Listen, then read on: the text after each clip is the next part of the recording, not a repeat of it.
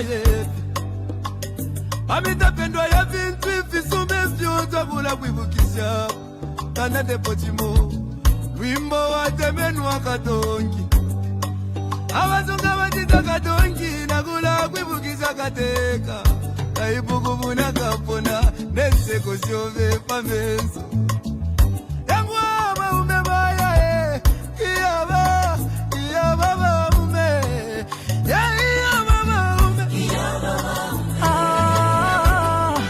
Kateka wabantu Iyaba ume Twakulila Lelo twakulila Shika kukonke milimo shove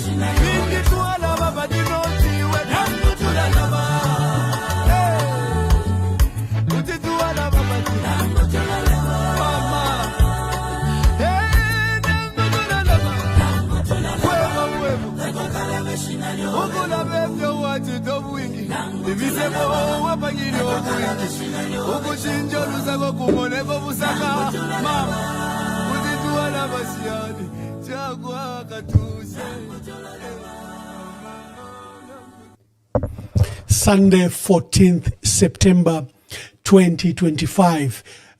Hope you had a wonderful day today and hope you had found time to praise God and go to church. For those that worship on yesterday, on Saturday, hope you also found time to do something to do with your family. Today we are discussing a review of President Hakainde Hichilema's last address to Parliament. There'll be an address in February, January, February, which has to do with national principles and values. But the main official opening of Parliament, this was his last address. Remember, Parliament has, in every session, there are 5 sessions. So the president opened, in 5 years, there are 5 sessions. So the president opened the 5th session of the 13th National Assembly. This is a current National Assembly, it's the 13th. And the session he opened is the 5th, the last one, for the next 1 year until we go to elections.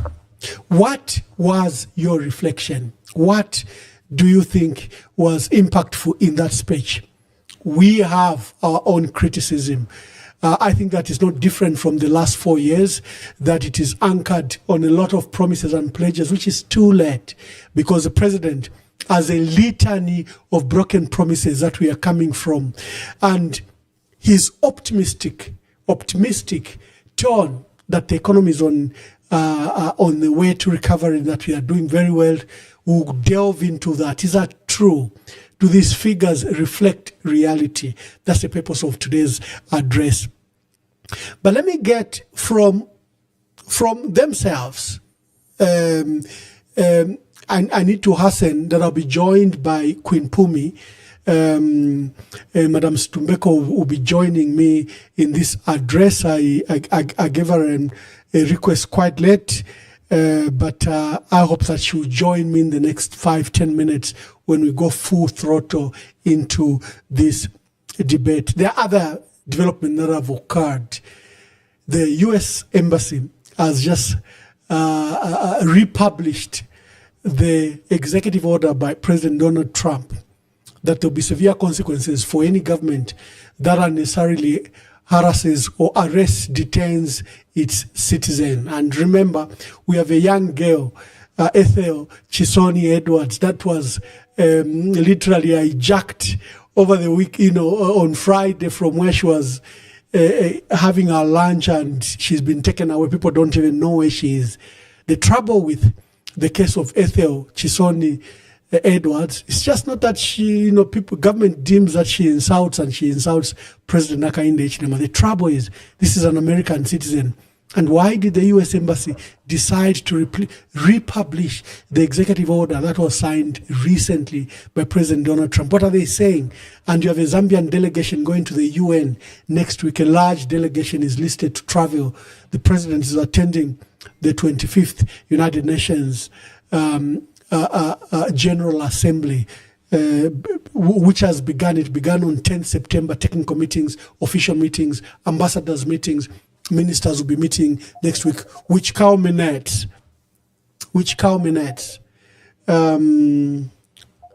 Is my volume okay? Let me take this call. No, I can't take it. Is my volume okay? If my volume is okay, you can put in a comment and tell me where you are watching us from. Currently live, and we'll be reviewing President Hichilema's last address to Parliament. There are other peripheral issues we'll tackle, like this U.S. ambassador's republication of the executive order of whoever harasses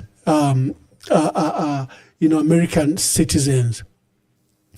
I found Henry Kapata's summary of the budget very informative. Let me see if I can find it, but let me just give me a moment. Let me see if I can find Henry Kapata's.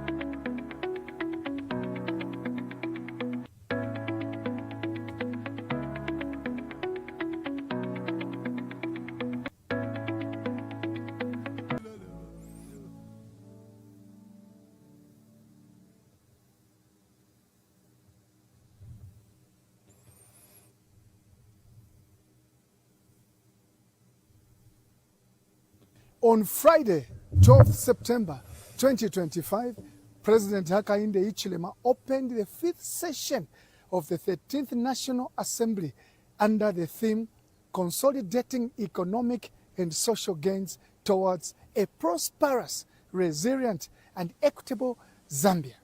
Okay? This year's address came as a defining moment for the country. Zambia is emerging from both years of fiscal distress and the devastating 2023-2024 drought. Tazama pipeline. Further, government continues to work on a process aimed at constructing a new multi-product pipeline between Zambia and Tanzania. This is a huge investment. We're inviting the private sector. The government doesn't have a balance sheet to do it. Even if we had, we don't want public money to be used that way.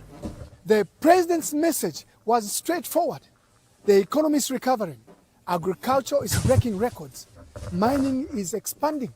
Energy diversification is accelerating. And social investments are reaching every corner of the country. Mobile phone penetration now extends 71.8% compared to 63.3% in 2021. Internet subscriptions reached 13.5 million people compared to 10.4 million people in 2021. In 2024, mobile money transactions, Madam Speaker, even yourself will be surprised. Mobile money transactions reached an unprecedented 486 billion kwacha through mobile money. Absolutely. It's a revolution. It's a revolution. With 12.9 million active accounts. In a population of 20 million people, 12.9 million people are active on mobile money. The economy is on a firmer ground. Growth averaged 5.2% between 2021 and 2024, compared to only 1.5% in the years before. Inflation has dropped from 23% in 2021 to 12.6% this August, easing the pressure on households. Over 92% of Zambia's external debt has been restructured, freeing resources from schools, hospitals, and infrastructure. Number 2, infrastructure development. Government is pushing ahead with road construction and rehabilitation to connect communities and easy trade. In the case of the upgrading to bituminous standard of my beloved Chipata-Chadiza Road, Chipata-Chadiza Road, significant progress is being made, and this month I'll be visiting that road. Chadiza-Chipata. Yes, Honorable Daka, on these roads we can do more. We're doing things, we can do more. I'm asking my colleagues in infrastructure, in engineers, for us to be more innovative, to uptake new technologies, to do the works that we need. I think we can do it. We are also improving rural roads connectivity across the country. Since 2021, we have rehabilitated 2,450 kilometers of rural roads. In addition, local authorities have worked on 860 kilometers of feeder roads through the Enhanced Constituency Development Fund. Number 3, agriculture is driving growth and food security. Maize production hit a record 3.7 million metric tons, more than double last season's output, with projections above 4 million. Zambia is now the largest maize seed producer in sub-Saharan Africa, producing over 94,000 metric tons of seed. Yes, 94,000 metric tons of seed. Irrigated land has reached 200,000 hectares with a target of 500,000 by 2027, ensuring year-round farming. Fertilizer plants at United Capital and NCZ are fully operational, guaranteeing farmers reliable inputs. Number 4, mining and energy expansion. Copper production has grown to 821,000 metric tons in 2024 and is on track for 1 million tons this year. Investments, 1.25 billion Kansanshi expansion, 25 years more life for the mine. 1.1 billion Mopani recapitalization, 2,000 jobs. 2 billion Lumwana super pit expansion, higher output from 2028. So your country is investing money in this. And I think it's an investment which is well meant. What this survey is going to do, Madam Speaker, in addition to identifying resources, but the attendant improvements of attracting investments. Small-scale miners are also included, with over 1,400 artisanal licenses issued, mostly for gold. On energy, 740 megawatts of solar is being rolled out across 7 provinces within the next 12 months, alongside the 300 megawatts Mwamba expansion as part of the 10 gigawatts. Mission 300 plan to electrify 3.2 million Zambians by 2030. Next, tourism, trade and investment confidence. International tourist arrivals reached a record 2.2 million in 2024. Non-traditional exports grew to 3.6 billion United States dollars, powered by honey, beef, maize, seed, and cement. The Lusaka Security Exchange grew by 55.8% in 2025, the highest in the region. Special economic zones have attracted 2.9 billion United States dollars investments, creating 48,000 jobs. Over 2,000 boreholes and 491 piped water schemes have expanded clean water access, governance and rule of law. 16 billion CDF disbursed since 2022, devolving real functions to districts. The Access to Information Act is now fully in force. Zambia's Corruption Perception Index improved from 117th place 2021 to 92 globally. Legal aid has reached 55,000 citizens, and high courts are now operating in all 10 provinces. To sum up, the president set the tone. Zambia is consolidating economic and social gains, building resilience, and opening new frontiers for investment and trade. Roads are being built and completed. Agriculture is feeding the nation and region.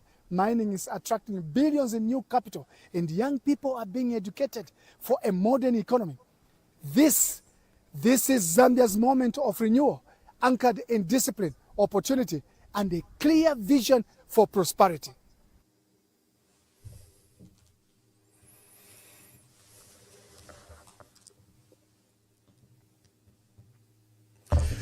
Thank you very much, and I'll be joined by Queen Pumi. She'll be coming. There are various issues we are discussing. There is a hopeful review of the speech by Henry Kapata. He's done a wonderful job, but is at the state of the economy. First, there is large looming, as announced by Government Chief Whip Stafford Mulusa. Honorable Stafford Mulusa said Bill 7 is coming to Parliament. So look at the intransigency by government. Then the criticism of this speech itself.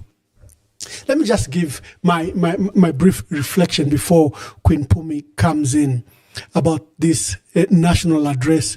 It's preceded by a national budget. The national budget will be presented on the 26th next week by Dr. Msogotwane. So this acts as a preview of the budget. My concern, just a minute. Let's start with number one. They are saying growth rate of 5.2% since 2021. You know it's not true. If you look at the budget that was presented in 2021, his first budget in September 2021, he predicted growth rate of 3.5%. Midway in the year in 2022, they revised it to about 2.5%. 2023, the same growth rate of 4.5% was predicted. Midway, they revised it, that the economy didn't expand as anticipated. It came down to around 2%. 2024, projection of 4.5%, 4.7%. Again, midway, they came to acknowledge that we had the worst drought in 100 years and that the economic expansion that was deemed to take place couldn't take place. Now we had load shedding in full throttle where Zambians were not having power, sometimes 2 to 3 hours of power the whole day, sometimes going many days. So the economy shrank. IMF put the number, and World Bank put the number at 1%. IMF put it at around 1.5%. Musokotwane himself was hopeful. He put it at 2%. Then towards the end of 2024, when there were changes at Zambia Statistics Agency, we saw these revised statistics that actually the economy was growing to between 4 to 6%. Everyone got shocked. What economy? What economic growth? First, there is no money in the economy. The exchange rate is extremely volatile. You are facing the worst drought in 100 years. You've put out a begging bowl of $900 million that you are looking for. Where did the 6%, 4 to 6% growth rate come from? This is where economists began to doubt the credibility of our numbers. After the changes were done at the Zambia Statistics Agency, all of a sudden, Tonga became the second widely spoken language in Zambia. All of a sudden, our life expectancy rate jumped from somewhere around 49% to 69%. We want to Akwalesa. So these primary figures then began to engineer the rates and numbers that you are now seeing being quoted by Bloomberg and by the president in his speech. The numbers are not credible, because just look at a review of their own numbers they've given us from 2021. So where did this 5.2% from 2021 come from? I don't know if they think that we are forgotten. I don't know if they think that we'll not read. I don't know if they take it for granted that we'll not review or remember what they say. That's why we always play their videos, because when you put them against a wall, they say you are lying. They say it's propaganda. So sometimes the best way is just to play their own videos. And God oh my. So the number of 5.2%, like many economists have said, we can doubt the numbers. They are not credible. We don't know what's happening at the Zambia Statistics Agency. And if we begin to doubt national statistics released by an official constitutional agency, you know the trouble you have. Institutions should lead. Institutions should guide. But if you have no faith in the institution, that's the death of your democracy. That's your death of credibility. You'll be like those funny countries that call themselves the people's democratic power, when there's nothing democratic about those countries. You know, people's democratic whatever, you know there's nothing democratic about those countries. This is where we are heading to. The president said he has restructured 92% of Zambia's external debt. That's a lie. He has not. The IMF puts it at 49%. Where is the 92% coming from? They're the people they've spoken to. They have not even restructured the half the debt with the private sector. They have not even finished their own debt with Exim Bank of China. Only 49% of the debt has been restructured. But President Hakainde Hichilema shamelessly gave the number of 92%. You review the numbers by the IMF. One of the reasons they didn't give Msokotwane the additional $1.5 billion at the end of this 8-month $1.7 billion that they've obtained was that Zambian government has not restructured its debt. Further, Zambian government has not even attended to the local debt. There's something worrying happening about the local debt. It's in excess of $10 billion. Our people, contractors, suppliers, government bonds, treasury bills that are due to the banks. There's a huge fund that is due this year. In fact, there were fears by many economists that we might see a banking crisis unless government restructures this debt or pays what is due. So we have an outstanding local debt in excess of $10 billion. It has not been restructured. Msokotwane just keeps on saying, we'll pay it between now and in the next 5 years. How do you deal with your people like that? The president said the kwacha has now stabilized. Has it? Has it? Can we assume that the last 3-4 weeks stability of the kwacha, jumping from 28 kwacha to 23 kwacha, now going up again to 24 kwacha, is stability? What has happened the last 3-4 years? Is volatility of the worst kind. It has been difficult for our people to plan. It's been difficult for our people to, yes, we are an import-oriented country. And when you cannot determine what the rate will be next week, it becomes a problem. Because you will import things at the price of 28 kwacha. And then the exchange rate all of a sudden, without exports, without any fundamentals, appreciates to 23 kwacha. Who bears the loss? That's why even the inflation rate that is given is also not credible, because of the constant volatility that has been in the exchange rate market. It has affected our fuel, because in one day your fuel will jump up, will come down, say yo-yo. And like I said, we're an import-oriented country. We are facing the worst cost of living crisis since time immemorial.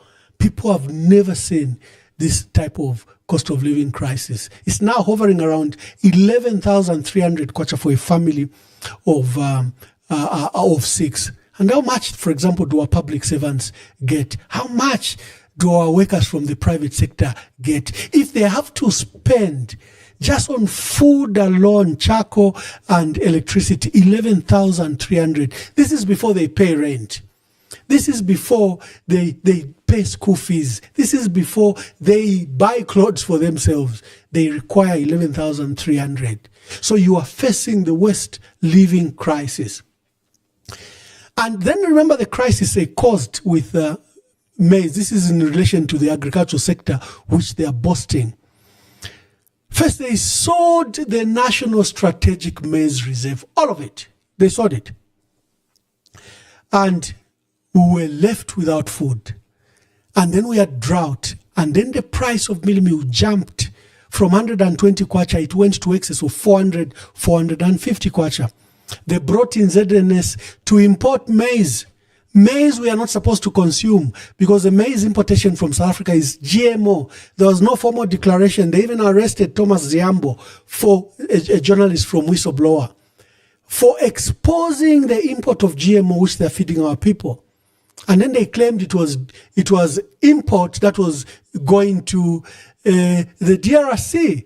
Then they said, but why is a Fred document showing that this maize, GMO maize, is coming to Lusaka, it's going to Ndola? They couldn't tell a plausible story. They had to arrest Thomas Ziambo, who flashed the documents from ZNS and the approval that they had gotten from Cabinet Office. So it has been a disaster. Our people have been subjected to very expensive price of maize. I can see my dear sister has joined me. Maybe let me greet her. Queen Pumi, we test your volume, we test your voice. How are you, my dear sister? Very well, Your Excellency. I am very well. I hope you're doing fine with your family. Yeah. Dear viewers, is Queen Pumi clear? Is she clear? If she's clear, show us in the comment and share this broadcast. She's helping me review the national address by the president. We also tack on a few things, like, for example, the matter of Ethel Edward Chisoni Edward. People might just think, yeah, tukana. There are various and serious implications to that matter. Then I'll also take time to discuss this man. This is a member of parliament for Nchelenge. Is a Patriotic Front member of parliament. He has pledged support for President Hakainde Hichilema. And he says he has joined UPND and is wearing that regalia of UPND. Now, our law requires that he resigns or that the Speaker of the National Assembly expels him, declares vacant his seat, because what he has done amounts to crossing of flaws. And the trouble with the new law is that he's not even eligible to stand again because he will have caused that by-election. We'll discuss him on the side, but we are on the constitution, on the national address by the president. And I've just been joined by Queen Pumi. The Queen herself, she calls herself Queen Pumi. She has a blog spot, and you can catch her. And I requested for company at the last minute, and I'm glad that she came. Queen Pumi, we are discussing President Hakainde Hichilema's speech to Parliament. This is his last address. It's the fifth. This is the fifth session, the last address to Parliament. He will have another address in January, February, but that just deals with national values and principles. But this was his last address, and he was very optimistic. He says the economy is doing well. We are posting growth of 5.2%. He says the exchange rate is stable. He says they are doing remarkable things in the energy, agriculture, and other sectors. And I was just, as you heard, I was just criticizing every line of it, that what they are saying is not true. And at the top of the hour, we'll invite you, colleagues, dear viewers and listeners, to join in and call. The number is listed there. You can call the number. I haven't seen the number, but I think the number, it is there, 0973078082. So what were your reflections of the president, especially that you're a woman? Let me start with you.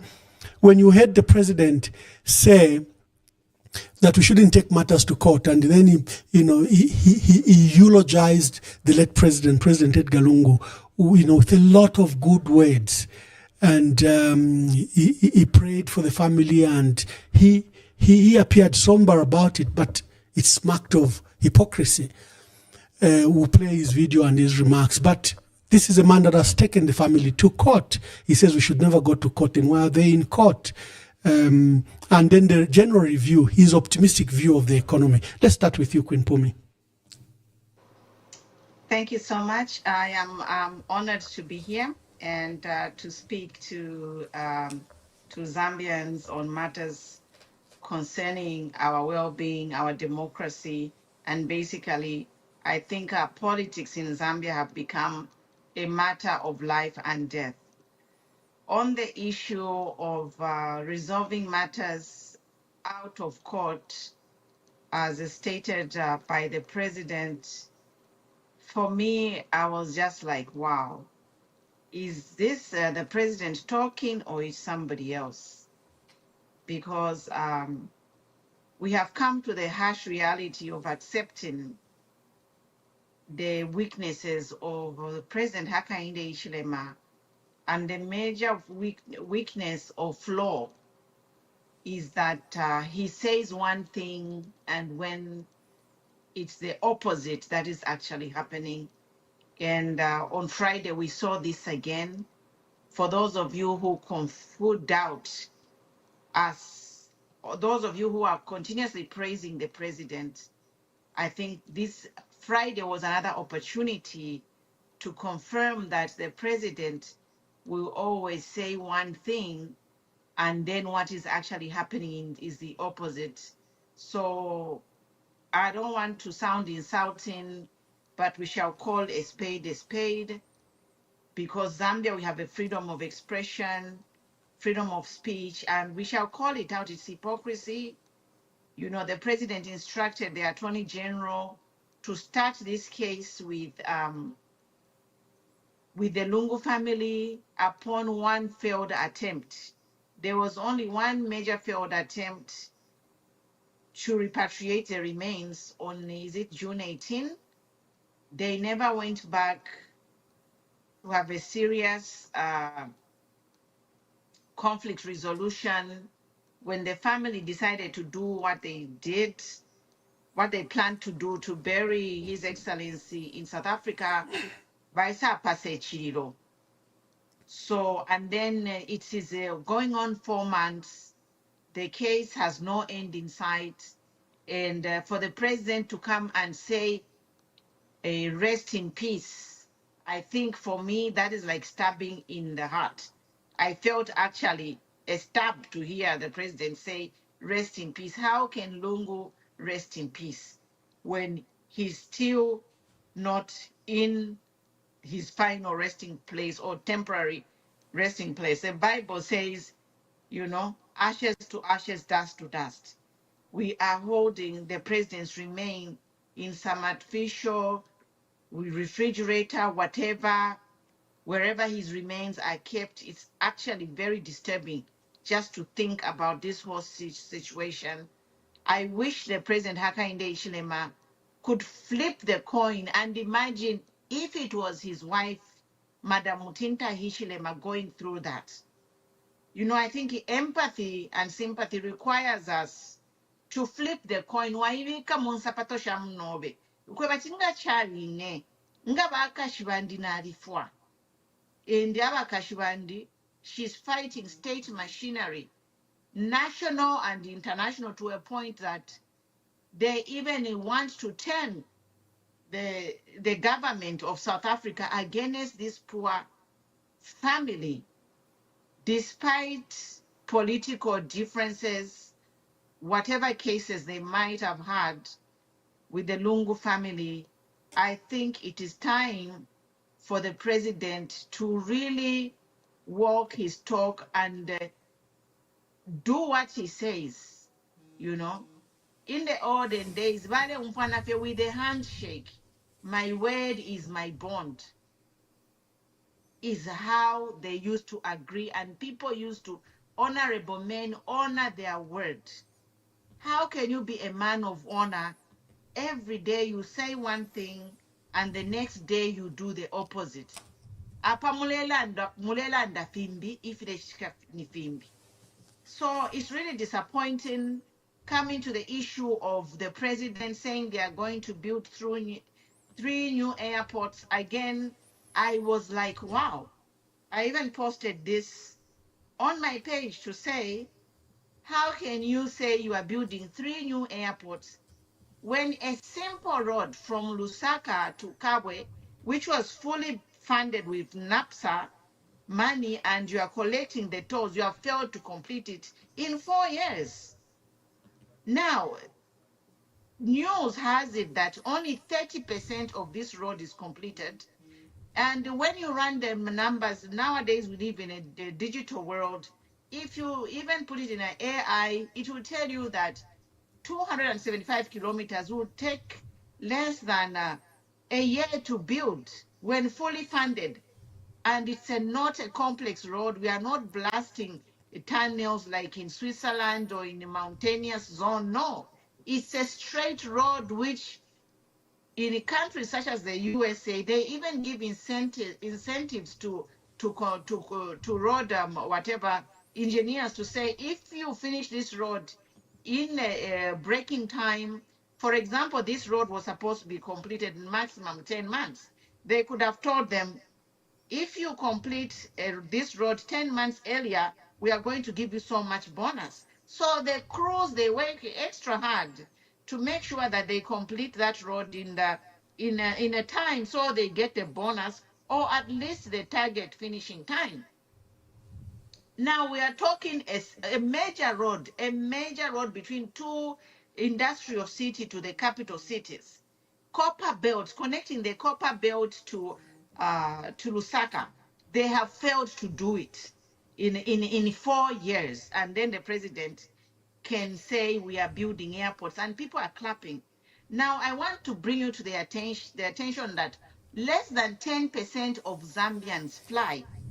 Less than 10% of Zambians have ever taken an aeroplane or even used the aircraft to fly locally. So who is the president building these airports for? Because the Ndola Lusaka road failed to complete. We saw the Lukazungula Livingstone road where they are using these roads to extract our minerals. They are dusts. It's dangerous, it's deadly. There are accidents every day. Our roads are in a big mess.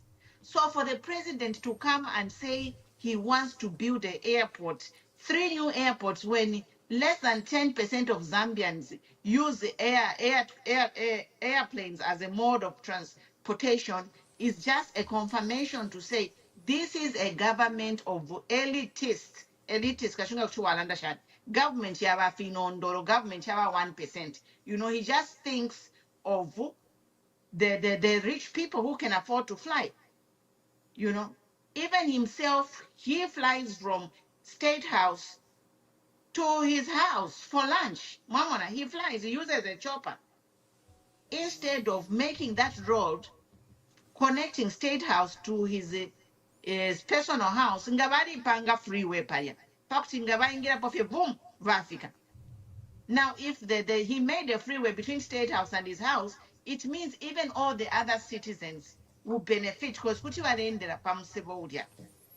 So it was rhetoric, and the sad part of it, as I end on this, in my final synopsis on this budget, is like, this is the budget where the president should have nailed it. And meaning he should have been there to tell us what they have done in the 4 years. Because God willing, I pray that this will be his last address to the Zambian nation in parliament, because he has failed. Instead of coming to parliament to give us a report of what he has done in the 4 years, he came to campaign and give us more promises. So it's really a shame. I was listening to his international chief advisor, who said a few months ago, popularly known as Sia1, saying, what is HH going to tell the people in his last address? Because they have nothing to show. They have nothing they can show us to say, we have done ABCD in the 4 years, give us another mandate. So basically, to sum it up, I can say that was a concession speech. He actually came out to tell the Zambians that he has failed, because there's nothing that he gave to validate his, to kick off his campaign to say we have worked.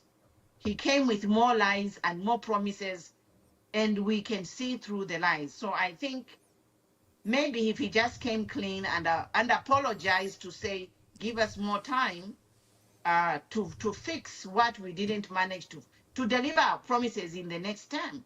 I think it will carry more honor if he just came to us more time to say, Mwebantu, we had challenges, we are working on this.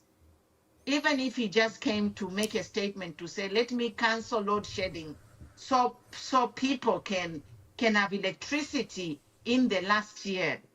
But again, nothing what says about load shedding, there's no end in sight. People have 2 to 5 hours of load shedding every day. So it's really a tough pill to swallow. And I'm just appealing to all those who are cheering the president. You are the ones leading him in a ditch, because you cannot cheer wrong things. Everything is in black and white. Even if you say this is black when it is white, a lie will still be a lie. So I think Praise Singer or UPND supporters, we are trying to build a nation. And in trying to build a nation requires integrity and honesty, and apologizing and taking accountability and responsibility for your failed actions. Thank you. Yeah, their biggest bust is in the mining sector. That, look, they are reopening Luanshya mine. They are dewatering it. They've been dewatering it for the last few months. That they've got an investment of $1.1 billion in Mopani, and that KCM is running. Then they've got investment of $1.3 billion at Kansanshi, the S3 expansion line, and then the Lumwana project that Barrick Gold is going to invest $2 billion. But my biggest criticism actually is in the mining sector. First of all, let's start with Mopani. They've stolen Mopani. We don't know who bought Mopani. There's an allegation that this company associated with a sovereign fund from the United Arab Emirates bought Mopani. Mopani is such a bad deal. First of all, simultaneously, as soon as Mopani, the agreement was signed of so-called $1.1 billion, when you look at the finer details, that's where you see the fraud. First, no single amount of money has come to the Zambian treasury for exchange of 51% shareholding that ZCCM IH had. ZCCM IH had Mopani 100% by 2021 because Glencore was booking out. And remember what we've been saying. Glencore invested over $4.5 billion in this mine, Mopani. They sank 3 brand new shafts, 2 smelters, $4.5 billion investment between 2015 and 2021. So this is considered a brand new mine, highly capitalized. But they gave it away without paying a single cent. They said there was a debt to Glencore. Remember, when ZCCMIH was getting this mine, Glencore said, because Glencore was only willing to put it under maintenance and care and then send the workers away. Now, government in an election year could not allow that. How would you send the entire workforce in Kitwe, Mufulira, and others on leave when you have an election? And besides, this is a national resource. So government jumped at the idea and said, let's acquire it. Glencore said, we've just invested $4.5 billion. Government said, we don't have that kind of money. Glencore says, okay, give us marketing rights. We can recover this money from your sale of your copper from Mopani. Hence, that Mopani was sold for $1, but assumed a debt of $1.5 billion to pay Glencore. By the time President Hichilema and this deal was taking place, the amount was around $600-700 million because they had the marketing rights, and every time they sold the copper, they made their own deductions. So in this one so-called $1.1 billion debt is that the investor cleared Glencore. But what have they done? They've registered that same amount as a loan to Mopani, and under PACRA is a shareholder's loan. This is where the fraud is. And then they quickly signed agreements with Jubilee Metals, a South African company whose chair is Muna Hantuwa, a business associate of the president. So the waste dump worth millions of dollars in Mufulira in Luansha, in Kabwe, have been given away to Jubilee Metals. So in effect, it's like they'll raise money from Jubilee Metals to run Mopani. There's no single investment that has come to Mopani. And like we've said, disclose. And why did you bypass the law? Let's go to Kansanshi. The Kansanshi deal $1.3 billion. Initially, First Quantum made it very clear that ZRI owes us $600 million and that ZRI should prioritize refunding us this VAT, which we are going to use to invest in the expansion, Kansanshi Expansion 3. So there's no money coming from anywhere. Two, First Quantum owes Kansanshi Copper and Gold Mine $2.5 billion that they had illegally externalized between 2011 and 2013 when they were investing in a mine in Panama. The trouble there is that they never declared this money. It had to take an audit to establish that they had literally stolen $2.5 billion of that money. And government took them to court, issued arrest warrants for the directors. $2.5 billion, Mwewantu, Queen Pumi. That's a lot of money. Let's put it in context. Musokotwane, sorry, my camera, I don't know what's happening. Musokotwane has been camping in Washington for 4 years looking for $1.3 billion, $1.5 billion from the IMF. Yet you have $2.5 billion that a mining house has. What has President Hakainde Hichilema done? He has discontinued that case. He has not given us a pathway in which we will recover that $2.5 billion.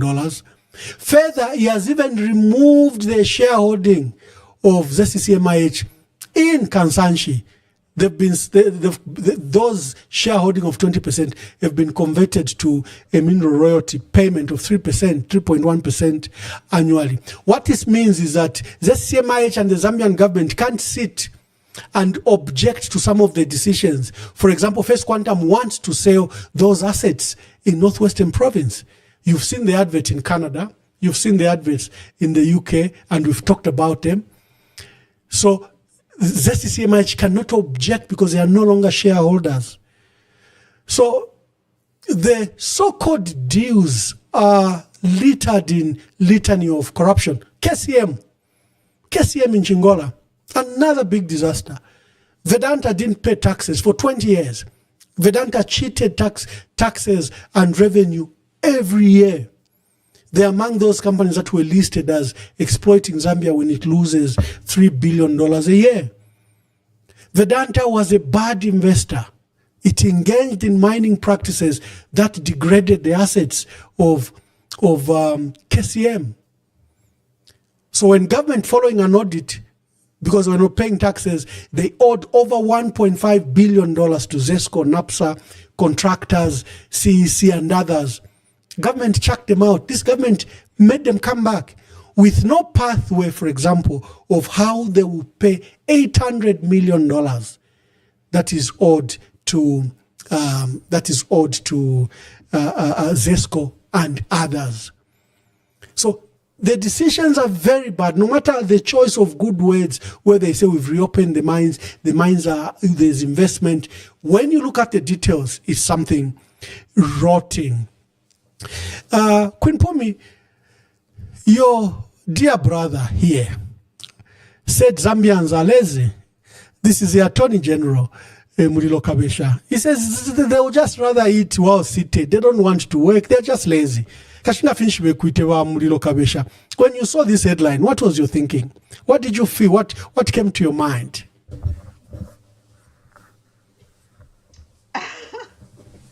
Actually, I didn't even know to get upset or to just laugh. I was just like, I don't even know.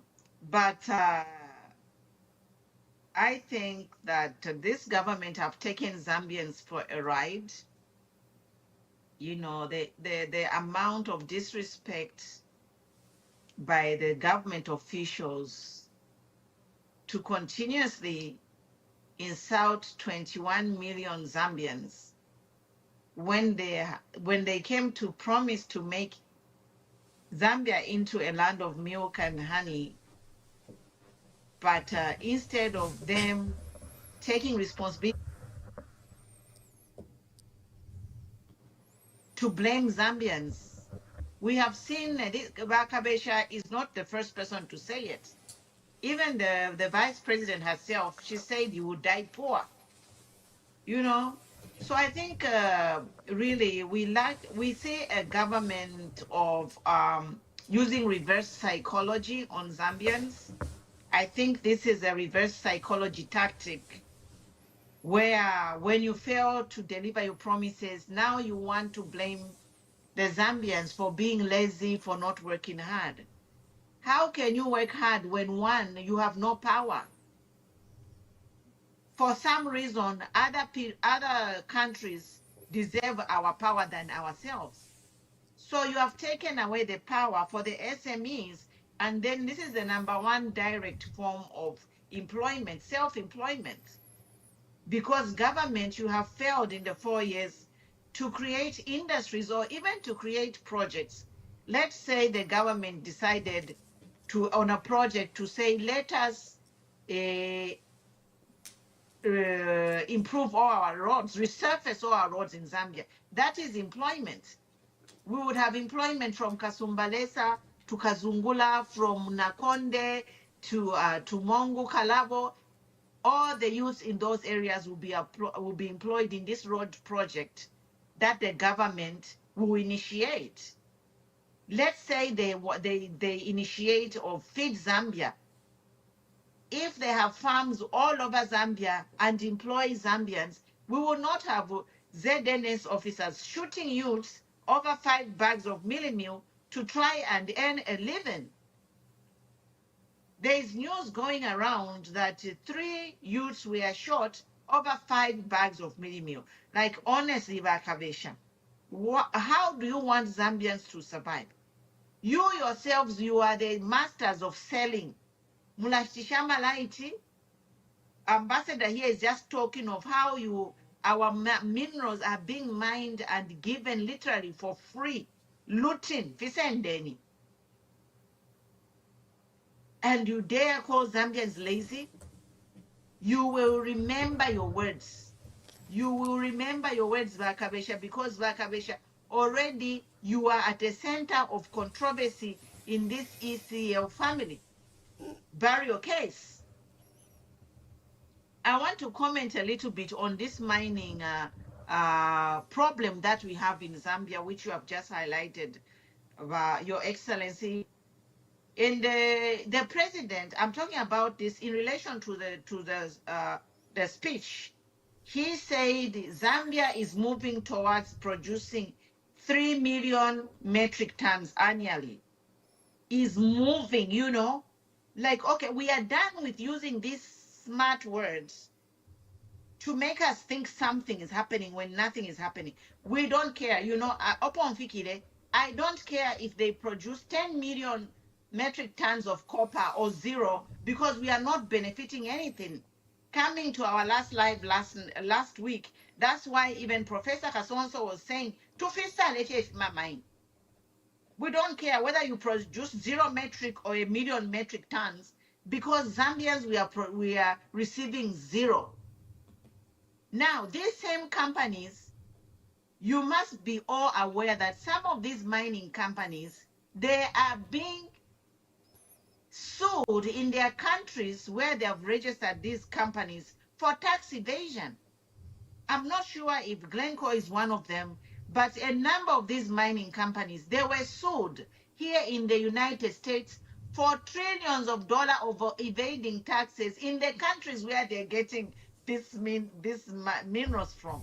Isn't that ironic? If I but in America where they are bringing those minerals, they are being taxed for, they are being penalized from evading taxes in these countries. I think Congo was one of them. This is the scam of the biggest century. And you should be ashamed of yourself by UPND. And the ministers Tumbeko Msoko Twani. You know, sometimes I even want to change this Tumbeko name. It has brought so much embarrassment to me, personally, as an individual. I'm like, how can I have somebody share a name with somebody doing these evil atrocities to Zambia? Giving a mine with his zero? Just to put it in a perspective, do the math and correct me if I'm wrong, because I'm not a good mathematician. But right now, Zambia is producing I think, just over 800,000 metric tons. Is it 800? I think it's 800,000 metric tons. Yes.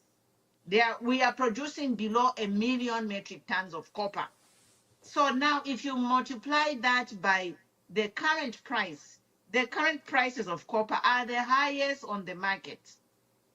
And the prices of copper will continue to rise. So basically where we are, we could name our price. And what beats me is why our government is not naming our price. We are surrounded by neighbors who are actually increasing their royalty or dividend from a mega 3% to 50%. What a shame. And then Kasonde Mwenda published an article where he said, after scraping these mineral taxes and whatever, they are getting, for every $100 the mining companies make, there's a $2 going into some account. And this is why we are saying this government has to go. We need a government that is going to collect money and put it in the coffers of Bank of Zambia so we can take Zambians out of poverty. Now multiply 800,000 metric tons of copper by, I think, under 10,000 per ton. So we are talking about 8 billion per annum, which is supposed to come in. 8 billion US dollars is supposed to come, okay? So that is gross. Now, if we were even getting 50%, that is 4 billion. If we're even getting 50%, that is 4 billion. We would get just from copper only. Okay, to take off your deal, okay, to pay off 25%. We slash the 4 billion into half, that is 2 billion. We could just be getting from copper 25%. But Bamsoko Twani cannot even negotiate for a 10%. Even like a 1 billion, 1 billion. From copper, now we're only talking copper, there are other minerals. You know, there are other minerals we are talking about. In copper itself, there are other byproducts, minerals which are found when they filter that copper, whatever, there are other minerals there. And we are crying here because our people can't afford a food basket of less than, is it $500 per month? Yeah, Queen Pumi, before, yeah, thank you very much. Before we invite our dear viewers, the other matters we are discussing. First of all, there is this gentleman, Simon Banda, is a member of parliament for Nchelenge. He is a Patriotic Front member of parliament. The law says if you cross the floors, you can see he's in a UPND t-shirt. If you cross the floors, your seat becomes vacant. And sadly, you cannot stand in an election. You have people that were voted for under PF is now even daring. Others just hide, but him is even now donned in a Patriotic Front t-shirt. We have another matter of Murilo Kabesha. He calls Zambians are lazy and that they just rather eat while seated and they don't work hard.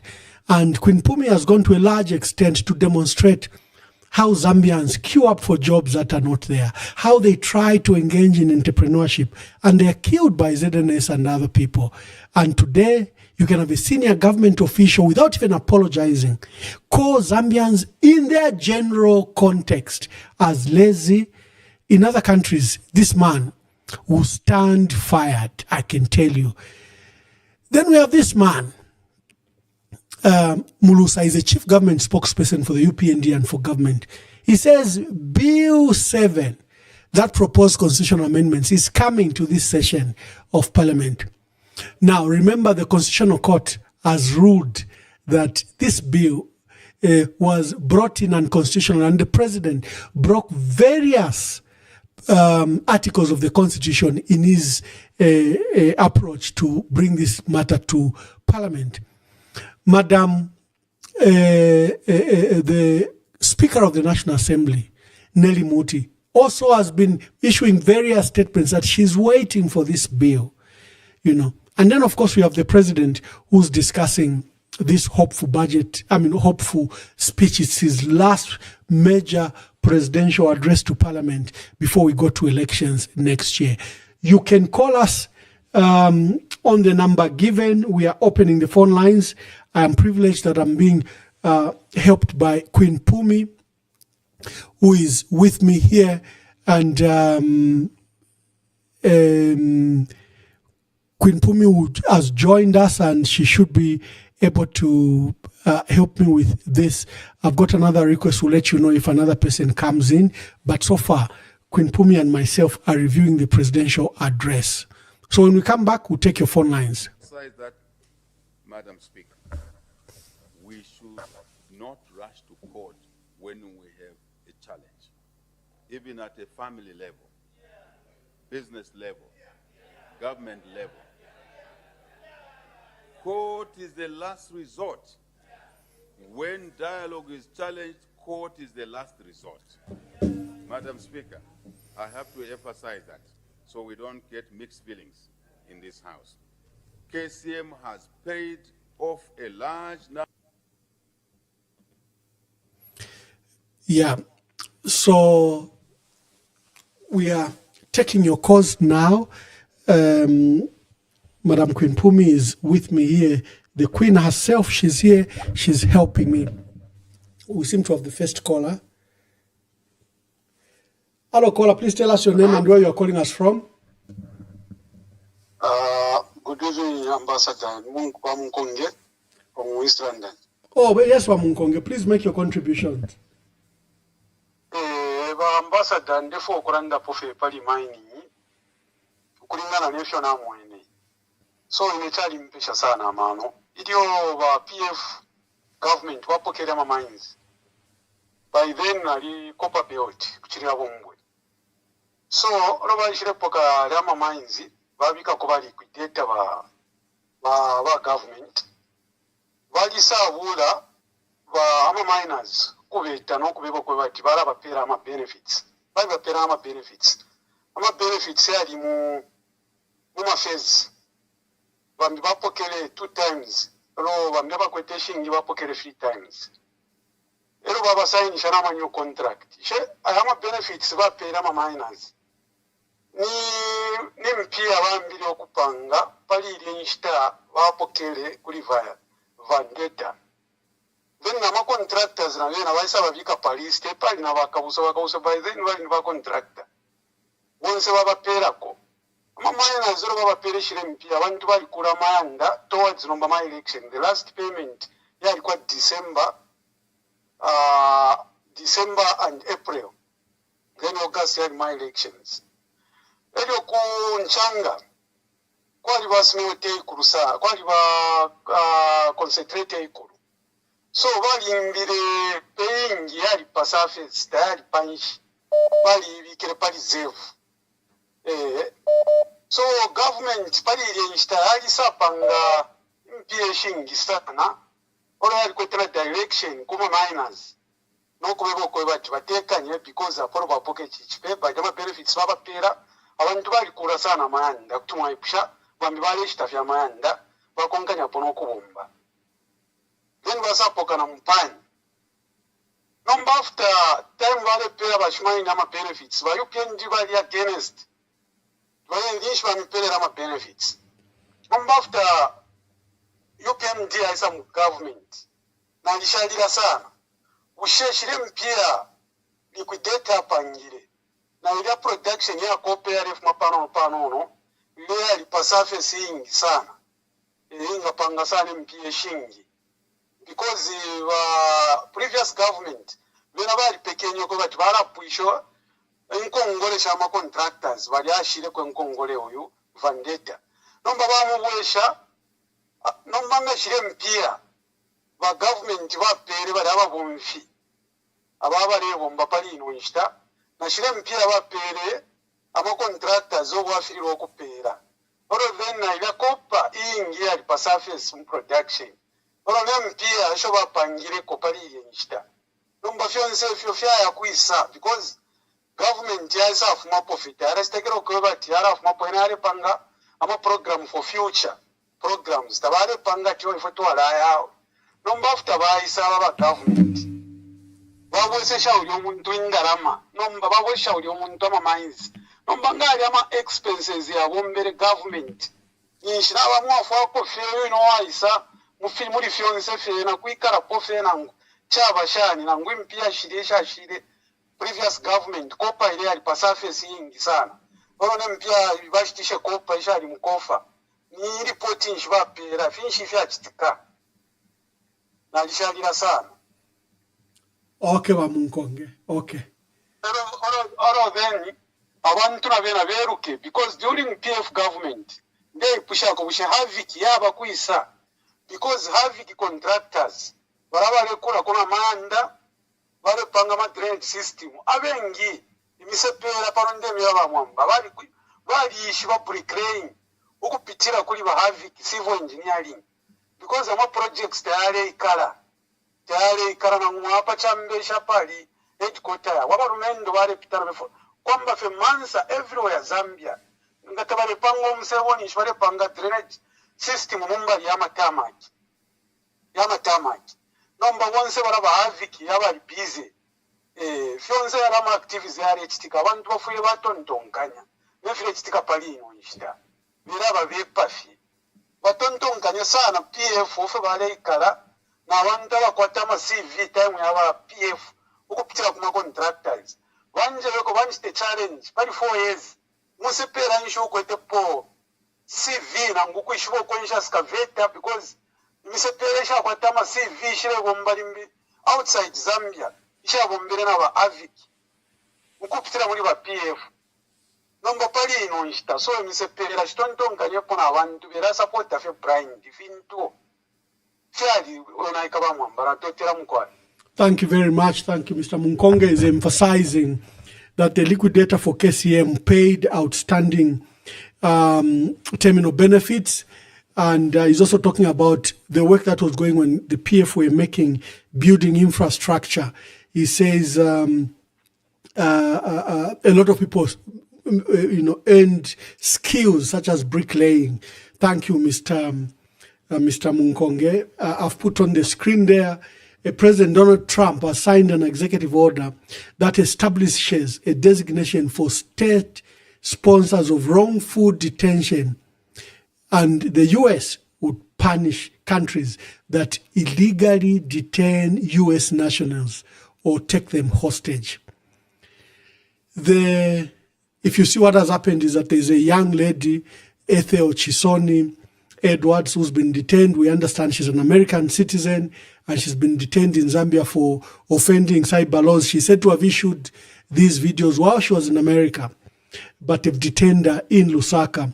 The funny part is Ethel, I think, went to the Zambian embassy a month or so ago to apologize for earlier remarks, and we understand that she was allowed to travel.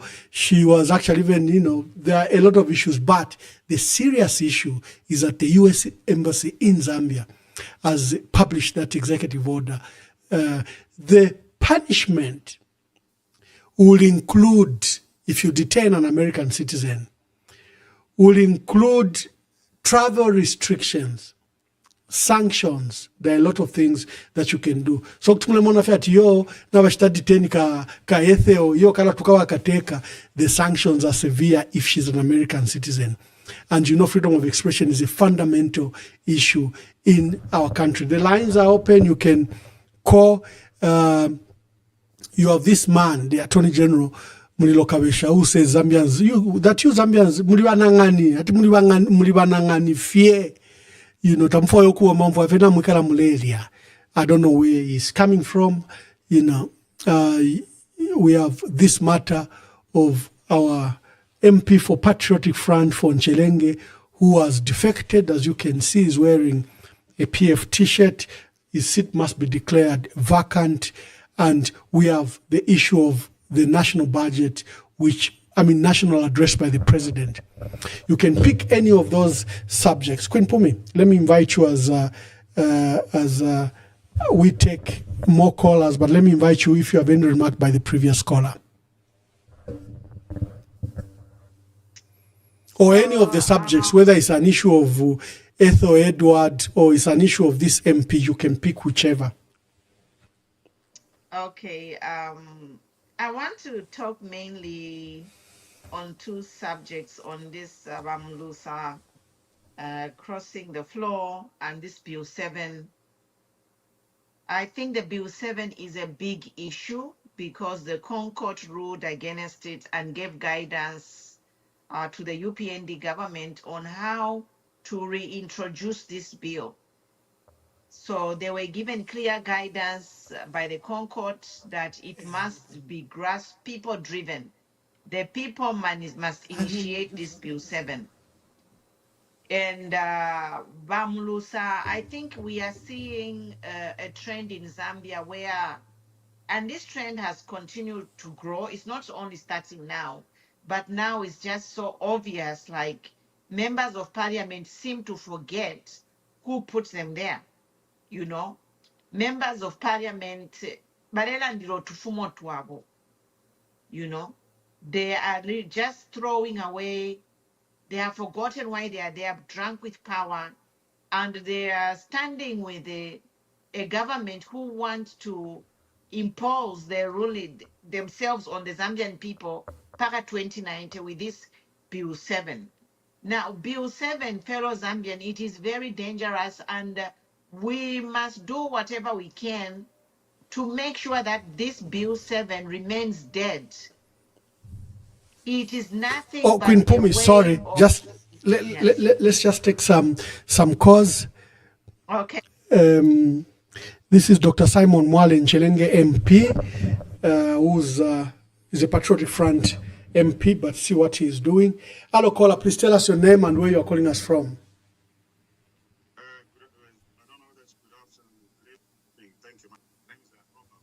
Oh, just a minute, my dear brother. Let me just, I think there's just a minute. I was wearing headpieces on this phone. So just a minute. Let me just switch them off so that you are audible.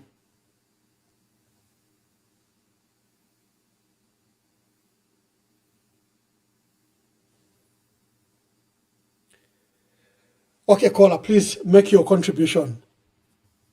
Okay, can you hear me now? Yes, very clear. Okay, thank you so much. My name is Rob. I'm calling from Manchester. I just wanted to comment on the issue of Bakamisha in terms of using the lazy citizen narrative. You only hear those type of sentiments from a failing government when they fail to provide and provide an environment for people to do the things that will move them forward. So what they're just trying to do is deflecting accountability instead of addressing policy issues like poor education systems, lack of job creation. Governments tend to blame citizens for not working hard enough. So this is what he's just trying to do, is just deflecting accountability. And also justifying their policies. They say that their policies are not there to help the ordinary Zambians. So public services issues that we have, or even constitutional changes that reduce citizen powers, like what happened with cyber law and stuff. So a lot of things that this government have been doing, they've not been helping the people of our country. So I think for them, it's just a lazy way, and it's normally a government that is not there for the people. And they're just trying to justify, and we've been hearing all these things. even on certain platforms, when you go there, when you just say, no, you just go and look for a job, or you're just being lazy. So that's for me, it's a government that has failed. And the danger with those type of sentiments is the erosion of trust, because citizens lose faith in leadership that insults. Rather than uplifts them, it deepens the divide between government and the people that are being governed. And this is why we go with a message for us, in the sense that we're just going for total independence, where we start from the bottom and involve everyone. There's no Zambian that is lazy. And it's a shame for a minister to speak like that, because the level of mental health issues in Zambia are so massive because of the way the economy is at the moment, and also with what has happened with these load shedding issues. So it's a shame if you have those kind of leaders that do not have empathy. And if you remember, even the president, when he was in address, he actually said that everyone in the country has felt the pain of load shedding. Everyone, including him. How has load shedding affected him as a person? I don't think he's ever experienced load shedding in his house. So there are people that have not been affected by load shedding, but there are people that have been killed. There are people that have died from load shedding. So we have a government at the moment that have no love, no empathy, and they just don't care. So even with the issue you mentioned to do with the 2.5 billion that has left our country, but then we're trying to find 1.5 billion. That is leadership, and it's a choice of the government. And it just shows that our country has more resources. We shouldn't be in debt. We should be in a better position if we just have people that are there to serve the country. Because there's no maximum, maybe that 2.5 billion, but we have to conquer 1.5 billion. So there's my team Zambia. Zambia has more money. However, they over to Congress they should be the ones some Congress, because God has blessed us with the things that they don't have. All we just need now is a second independence, have real politics that put our people at the forefront, and we are ready to dig. I'm at Piki and everything, shovels to build that country and take these guys out of power. They have no respect, no love, and they're just treating Zambians like kids. And it's about time we pack them and put them in their history, so that we have no more politicians to save us. Thank you so much.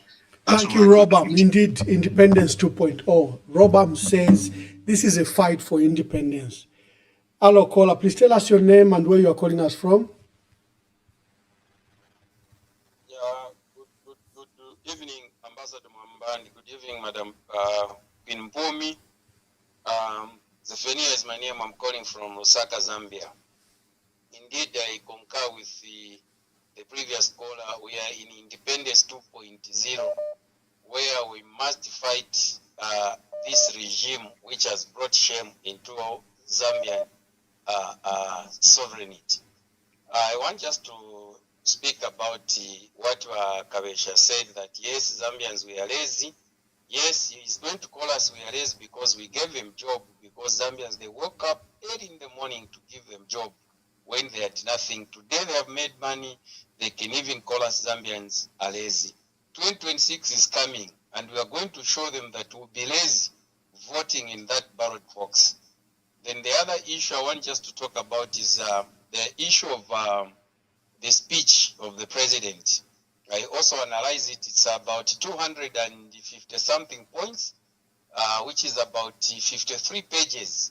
It was a long speech. That's why some members of parliament were sleeping, because it was not motivating. It was a long speech. My analysis on that speech of the president, is that that speech was drafted to impress the IMF and the international ears, not on the Zambian people, because Zambians every day, they complain about load shedding, they complain about the cost of living, they complain about the high price of mini meal, they complain about the high cost of fuel, they complain how the cost of doing business. And today, the barber shop, my sisters in saloons, they are suffering, they have closed. In Kamwala, nothing is happening. Then the president goes to parliament and tells the Zambian people that our economy has grown by 5.2. That is a shame, because it's only growing in graphics, it's only growing on the paper, it's only growing in the mind of the UPND. And it's a shame that some of the same UPND press singers, they haven't even read what their president had said, but they are busy defending something which they haven't understood. So Zambians, we must wake up. Zambian, is our time to fight this 2.0 independence. When you look at our country today, it has become a laughingstock. And every day, Mwamba, in conclusion, I want just to salute Ambassador Michael Gonzalez, because he always stands for us Zambian people. When many of the ambassadors have kept quiet, he's very on point, and look at how he's being discredited. The same on the same speech, I remember when he was talking about the issue of maize, which was imported from Tanzania. You could see the president how he was talking about. He was definitely talking about Mike Gonzalez. The other day it was Surush Desai, who was also talking negative. The other day it was Max Mowe. So where are we going? Where are we going as Zambians? This is the time that Zambians, we should open up, that the people we trusted with power are the people who have brought shame unto us. So 2026, let's stand up and remove UPND and bring the party which has already proven. And we need someone who's got experience. We are tired of people without experience. Thank you very much. Thank you very much, Zephania. Thank you very much. We are still, let me take some more calls before we allow Queen Pumi and myself to comment. Hello, caller, please tell us your name and where you are calling us from. Good evening, Ambassador Mwamba. Good evening. Thank you. I will keep me anonymous. That's okay. Sure. I just want to comment on what Mr. Kabesha mentioned in regards to that Zambians are lazy. They would rather sit and do nothing. I think what he said, Mr. Kabesha, is I think is not being fair to the Zambian people and the entire UPND government. If you look at from the time they came into power and took over office, we have failed to maintain the economy. We have road shedding, which has killed a lot of business, not only in Lusaka, but everywhere else. The price of fuel is high. People are trying within their means to make a living. To tell the people that are lazy, it's not good for the Zambian. People are in Mfumbwe trying to make a life. What did they do? They went to kill people in Mfumbwe. Instead of providing solution in Mfumbwe, what did the government do? They went ahead and started killing people in Mfumbwe. So what solution does he want, Mr. Kabesha? This is the main reason why he has even failed to bring the board of the late President Lungu. Because he goes to South Africa, did a lot of injunctions, and nothing has happened. So for him to come out like that, it's a betrayal to the people that we had to wake up in the morning to want to vote for UPND. The president was on the national address the other day. I don't know who writes those speeches for him. Because whatever he was saying is not in reality. You know, he's busy saying, no, the economy is okay. But it's good that he confessed that road shedding is there. But whatever he was saying, it has not, we haven't come to realize, it hasn't come to real positive economic growth. Whatever he says, it's not there. It's like on the ground, things are bad. But when he goes in parliament, he talks something else. So it's like he mismatches with the reality and what is on the ground. Thank you, my brother. Sure, thank you, Honorable. Thank you, thank you. Let's take another call. Hello, caller. Please tell us your name and where you are calling us from. Yeah, good evening, Ambassador Mwamba. My name is Mrs. Anonymous from the AI Kingdom. Yes, Miss Anonymous. Yeah. Make your contributions. Yeah, I'm going to make a contribution on, I think, on almost everything that you have highlighted on your live stream. and I'll try as much as possible to be brief. First, I'll start with the issue of the speech. I think the speech, I already gave my comments on that the other day, where I said it was literally rhetoric.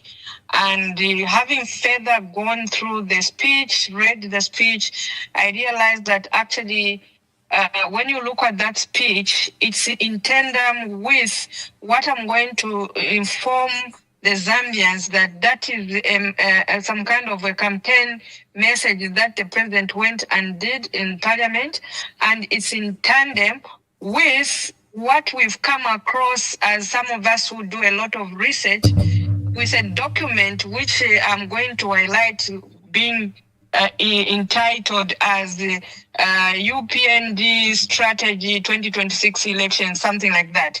So what the UPND have done is they've come up with a strategy for winning the 2026. I think it's some kind of a confidential document, but it has leaked. Because we do a lot of reading, some of us, so we came across that document. And when we read what the speech was and what the president was presenting in parliament, they're the same. And among the things that he talked about, I think it's the issue of, he was talking about the economy growing at that much and this much.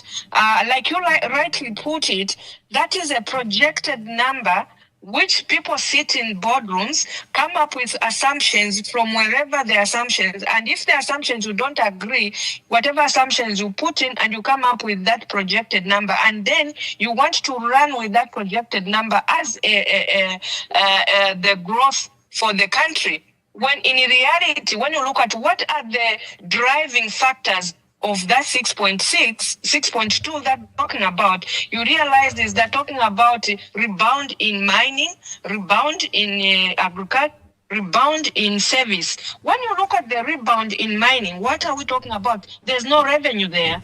What is being done, what is collected is thrown outside the country. So nothing in control 99. So I don't know how that is having an impact on the economy growing at that much. Let's go back to the issue of agriculture. We had a drought. They're saying, the economy was gonna grow at this because of the rebound in agriculture and everything. That's also rhetoric. So those are some of the issues that I want to highlight on that. And then on the same document that I'm saying, a leaked document of the UPND strategy of Win 2026, you highlighted the point where you indicated of Mr. Mulusa, government chief whip, who is saying Bill 7 has to rebound in Parliament. Yes, in that document, when you read the risks, the opportunities, and the strategy that they have, the only thing they've been advised is for them to win, they need to do Bill 7. That's why, Honorable Mwamba, we've been singing to the Zambian people to say Bill 7 is not supposed to go through, because that's what UPND has been informed in that document that I'm talking about, to say let Bill 7 go through for them to win. Why? Because they're talking about the issues of delimitation. And that delimitation, they want to do it in Southern Province. That's where the numbers are, the 55. That will be done. They're talking about mixed proportion and everything. They're talking about the number that the president is going to have to himself of 46. Those are the numbers that the president is going to choose for himself. For instance, the 20 women, the 12 youths, and the 3 people living with disability. So those are some of the things. That's why they want to make sure that Bill 7 goes through. The document has been leaked by UPND. The document is leaked. It's there. We've seen it. And Zambians should take advantage and read and understand to say the Bill 7 is not for UPND for Zambian inclusiveness and everything. It's about UPND going and winning the elections. That's why people of Zambia, wake up. This man that you've put on the screen, is it Mr. I think you had indicated to say Simon Banda. It should be Simon Mwelwa, something like that. Is it Dr. Simon Mwelwa from Luapula? Is it challenge? These are some of the people we are saying are not loyal. If you can't be loyal to your own party that saw you through to parliament, today you want to come and turn around and say you want to go and support the UPND. Why? Because you failed to deliver. That's why you want to go to this party. It's unfortunate the UPND want to align themselves with people who actually maybe made the PF lose elections as part of the people they want to welcome in their party. All the people that were coming in their party, it's unfortunate. You want numbers, but look at the numbers. Are they something that you're going to impact? No, you will not have any impact from those people that are going there. They are failures. That's why they're coming to you. And because for you who are moving to UPND, you are failures, then you want to be used on Bill 7, which I've told you several times that they're going to use you and dump you because you go and vote on your Bill 7 and it goes through. Immediately it goes through, they will dump you. That's when your eyes and your ears will open because right now you are a zombie.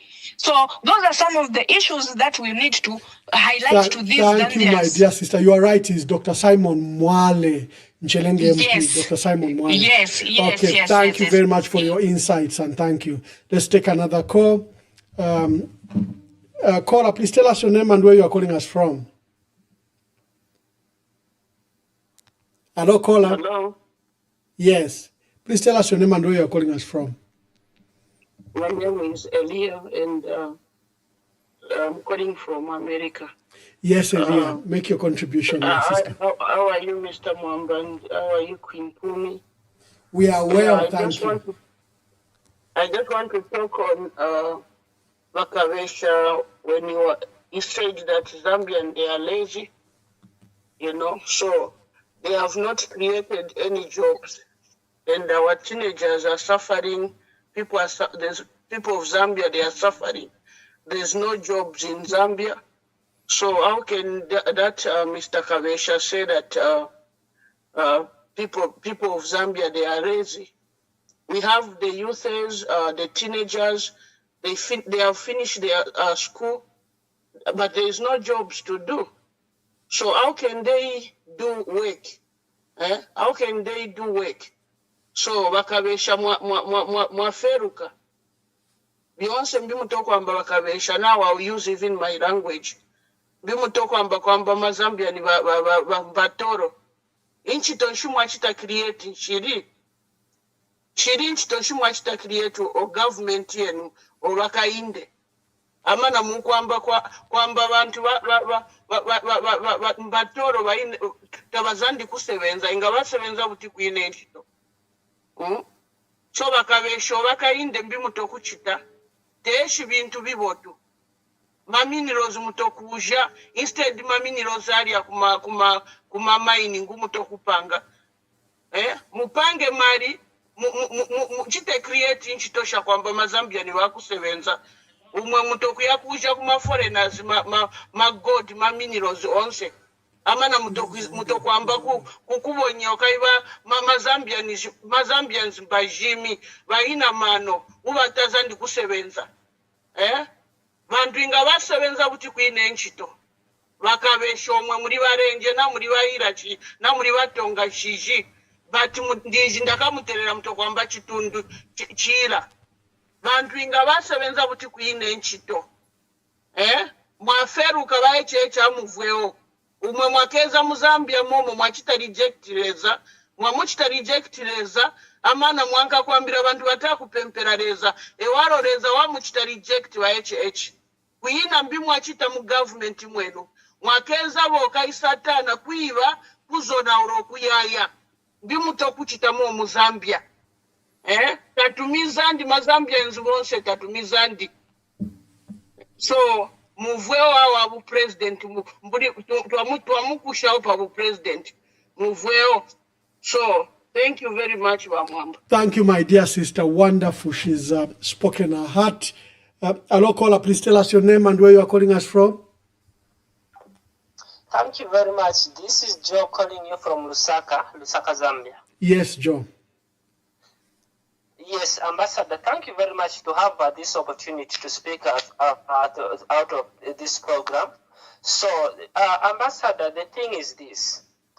this is the strategy that the UPND government is using. The strategy is simple. It is more like, let me give you an example. It is more like you are keeping me in your house as a child. You know, Ambassador, that in your house I'm doing better than your only biological children. You know that it is the fact that you are keeping me, but I'm doing better as a child in your house. Now, you want to pollinate that, to destroy my name from outside neighbors that I am a bad child in your house. The government of UPND has now recognized that they have failed to achieve the quota of what the Patriotic Front achieved when the Patriotic Front it was in power. They want to destroy the name of Patriotic Front, and not only that, they have reached the extent of what this fake lawyer is saying now, to say Zambians people, they are less people, they don't want to be working, they like free things. Mr. Mwamba, go to the market 04 hours, you find women there ordering chickens, putting tomatoes from buses, that is 04. And then someone is surviving just to earn 100 kwacha to buy, carpenter and to millimil, a medal of millimil. Then someone should come and say Zambians are less people. Are you telling me that we are being fair to those people who are suffering? So this is what it is going on right away. The UPND government are come next year. Whether they like it or not, they are going. Because people they have recognized to say they are just people who came to steal, to kill, and to destroy. In short, they are the evils, because even the Bible says that the devil came to kill, to steal, and to destroy. What else can we say? They are stealing for poor, and the poor are suffering. Hence, they are dying. I'm talking about power right away where we are. We don't have power. We have got students. Me, myself, I'm a student. I have no access with the internet in terms of researches if I don't have a power bank. And then someone should say that Zambians are less people. Are we being fair and we are being, truthful enough as the government by telling our own citizens? No, this is not fair. So, Mr. Mwamba, in conclusion, please continue speaking for people who are voiceless. These guys come next year, they are going, they have no option rather than going. Thank you very much, Ambassador, to have me. Thank you very much. Queen Pumi, let me just take a few, maybe two or more as last callers. Then we ask you to answer and then provide closing remarks. And then I will inform our viewers of what we are doing tomorrow. Tomorrow we have, tomorrow and I think Wednesday, we have our good big guests that are coming to grace the event. Hello, caller. Please tell us your name and where you are calling us from. Hello, good evening. I'm calling you from the land of AI. Thank you. Thank you. Make your contributions. Yeah. Auchindande pe mchimemba kwena. Hii government ya UPND Mwamba ni alimpesha mana. Kwa government ya kwa dama latest every day. Aya viyeka yeka. So, number one. Nalalanda pali bakavesha bene. Bakavesha fish bachitakanshi mu Zambia. What has he done to contribute to the improvement of the livelihood of Zambians? For him to say that them they are less, what has he done? Because he's a leader in Zambia. These are people that are making national decisions. What do? We talk about lead shedding. We have talked about all the minerals that have been looted, everything. They have failed to address not one thing. All the time they come up, they are defensive, or they will say, they will manipulate numbers and try it. I don't know whether they feel like Zambians are so down and they don't know what is going on. They can just buy whatever comes out of their mouths. It's just a shame that somebody else orders Bakabesha does not understand the problems of the people. Probably, but he's there going to and fro South Africa, making deals, trying to corrupt judges, instead of focusing on national things that matter, like load shedding. Ukuchula kudachula wa Zambia, wa market mulia. tabakwata na freedom bali bebira ama rights abantu babula na chisai balo bababika pakanwa muli no 21st century bale yumva tuli bomba bamba no kupanga ama speech ayina ma page ali 54 emwe abantu mwebo mfufu balanda ba UPND mwalikosa because me I cannot even stand listen to these people are not honest people. I've told you many times the party bill 7 we don't want it anywhere near. We don't want anybody that is abrogating our constitution to bring that thing. That thing is an abomination. Mama judges it. Procedure to Zambia. Any law in Zambia must have the consent and the agreement of the people. You don't just cook up something and bring it to the people and you are busy making an address and saying, that's what they are telling you. Go and campaign in your constituencies where you are losing popularities. Kulia? Oko tuma independent tule michitobu. Not mule landa pali do 7 yao. Tatule ifwaya. Mwila leta maloza ali poisonous. Kubantu ba Mzambe. Mule isa mkubalisha. Stop. Mule ke. Chilachi do 7. Chiwele roko kwenye baya mieba cheko chikabomba. There will be nothing like if you from lefo kufushe fiaba ministerio. Mule tina impeachment. Mule shina shadi. No. Bill 7 is illegal. Na procedure mwa bonfia yabu fita kwa abamu constitution yesu. Respect our constitution. Tato akamiso milishe. Uko chitari constitution yesu. So mule safe nga mwala alaba Mzambe tabaka suminisha. It will never happen. Nga my election muka rusefe muka bwekele kumushi. You are surviving before this government. So why are you afraid? So mule ke muka bwekele fe kumushtuaka na ifu mwila tuchimwisha. Abona vena ba member of parliament bale kefye balande fiat bale fwa yokuyadani fefo bale chita. This is being manipulated. Balande fiat inena fuma mona ku UPND bakuke bae insala. Most of these men that we have in Zambia, they are not principled. They don't want to save the people. They want to save their stomach. People get note or take note of such people and don't vote them for. What are they doing? They don't represent you. They are cadres. These people are cadres. They don't understand what it means to be a member of parliament. They don't know their job, their role. They don't know who their boss is. What they know is they are so low, like they don't understand. They can disgrace themselves. If you have go in your camp and tell yourself this thing won't work. Zambians do not accept this kind of rubbish from this government. Constitution.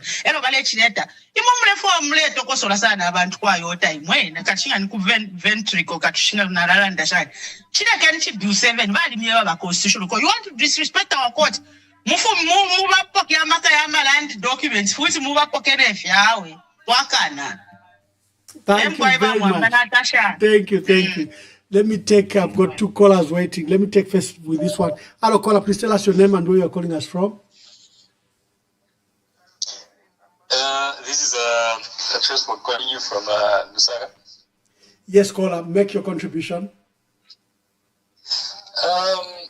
Sorry, nachafa kuipusha kwenda shishi program. Yes, if it's like if it's I don't know if it's a political, like ngaya one political party, because I'm a contribution zone kwete. I wanted to talk about I had one caller kuliwa bafiashi bezo machinalanda pa kwa tiyo udeko kulipo tabale chita creating toshama yutsi.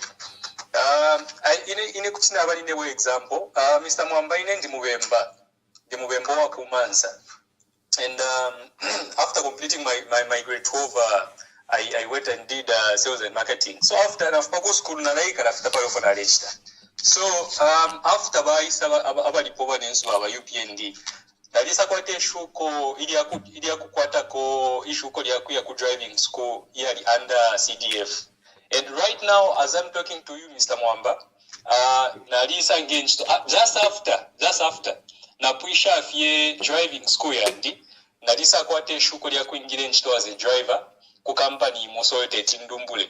And after I worked for some months, I got a promotion according I got a promotion after nachita apply kulingana n'amapepa zona akwete. So nomba echintu ndefu okulanda, I think kuline UPND is the only government pama government yonsa yayisapo ipeleko privilege kuma youths balaba kwebati abashakwete issue kolya kwati maybe limikutuba kwata ko even not my skills, because I remember the time we were doing driving schools the time to alepo kama license, we were about I think 1,000 per school kulwaisho kona lesson kona sendele, we were about 1,000 ama youths aba minimum places umapsana. So number kuwa fiasha balelanda tiyo ba government ba UPND tapalo fobale chita ba UPND bale angala fie o tabale security nchito, even during time ya PF kwali ba youth abale kala fia bashali chite fionse.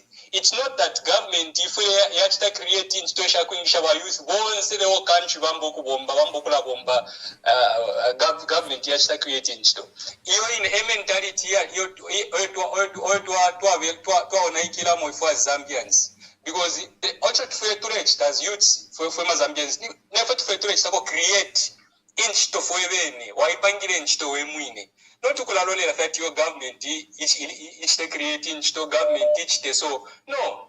In it namipela example the time shale bomba na let's go business while maslipazi uleshi akoshani, it's not all about your government relating to it parents to tampio kubomba and apali ukuchita criticize our fair face wa Mwamba tufetwa criticize na pali kulanda choke apawa nensu na babomba tien to landa tina babomba. It's not that by UPND bali rufyanya fionse fyopo baishila that's a lie. That's a lie. Thank you very much. Thank you. Thank you very much, my caller. I've got so many waiting. Thank you. Hello, caller. Please tell us your name and where you are calling us from. Hello, caller. Please tell us your name and where you are calling us from.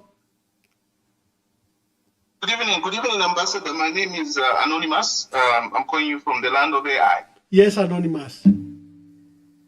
Yes, I just have a couple of comments, and the previous caller has just added another one. Yes. And I'll start with his comment when he talks about youth empowerment as one of the things that the UPND has done.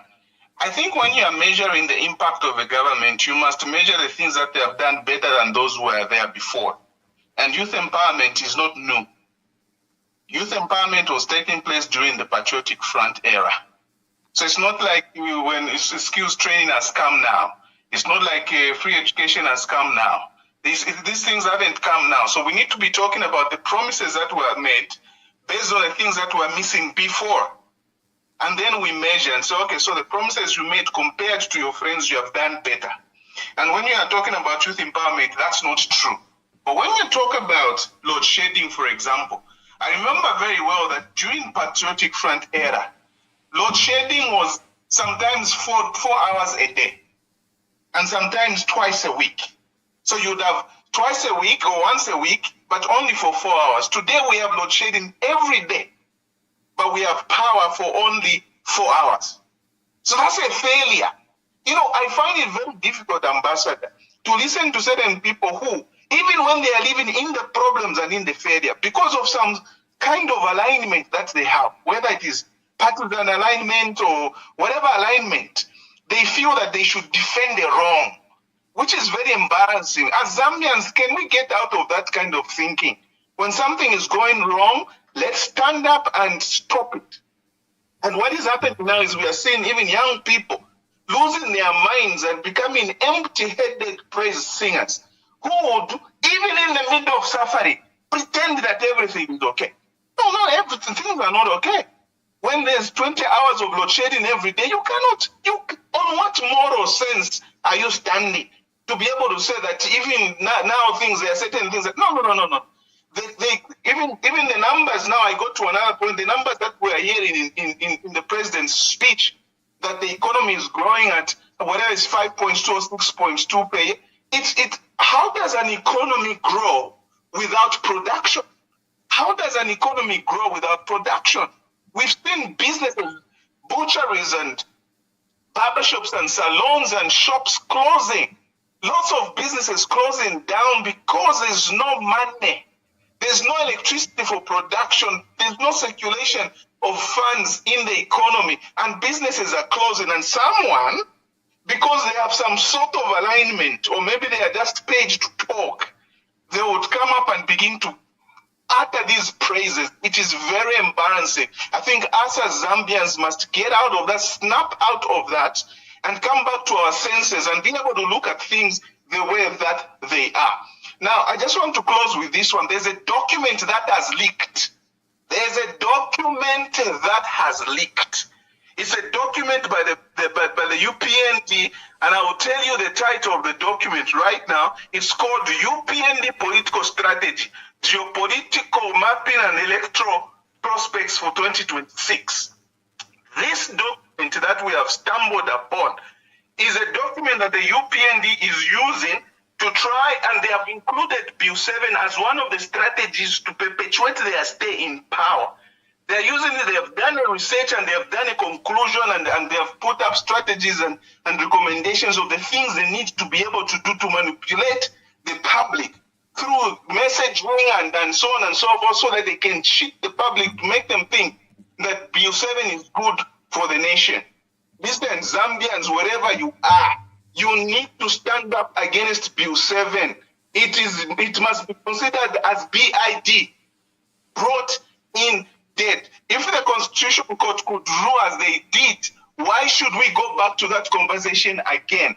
That is a matter that was concluded. The fact that Hakainde Hichilema and the Speaker of the National Assembly is even considering to bring it back, they have lost the mandate of the people of Zambia. I think if it was in the UK, I think, or somewhere in Europe, Hakainde would have resigned on moral grounds for bringing a bill that had to be rejected and taken to the courts and rejected there. And then he has the audacity to push it back to Parliament. It's embarrassing. And let it be known that this document, we have seen it, we've seen the plans that the UPND have, and it is very dangerous, trying to force Bill 7 down our throats and trying to plan around messaging so that the people begin to support it. It is wrong.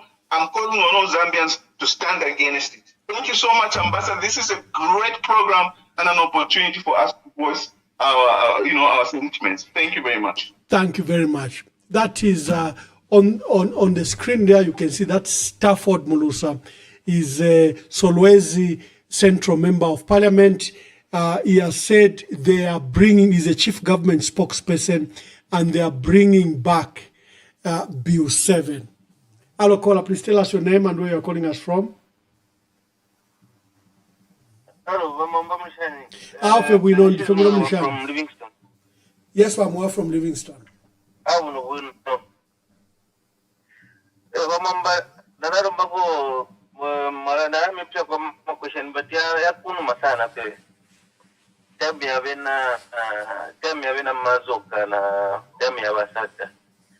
You did the story normally in where one of the founding members of the UPND was saying that the time was a time when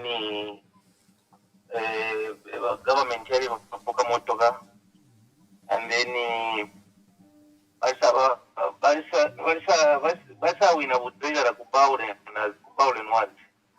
and then that time Masatavari Secretary General MMD I stand Rama election Yava Mazokeva win Bowlen as a treasurer.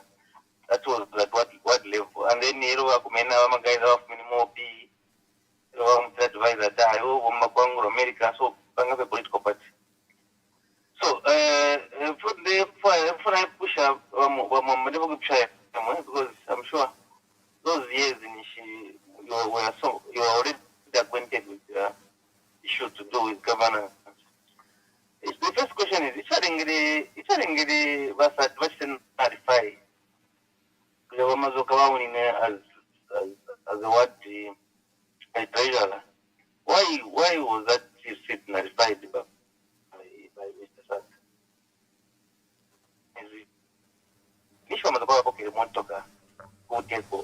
Because according to the story you on your wall, his lawyer was the late Hamudutu, Mr. Hamudutu. So now, the focus really what really transpired on this motor car, na city about treasurer.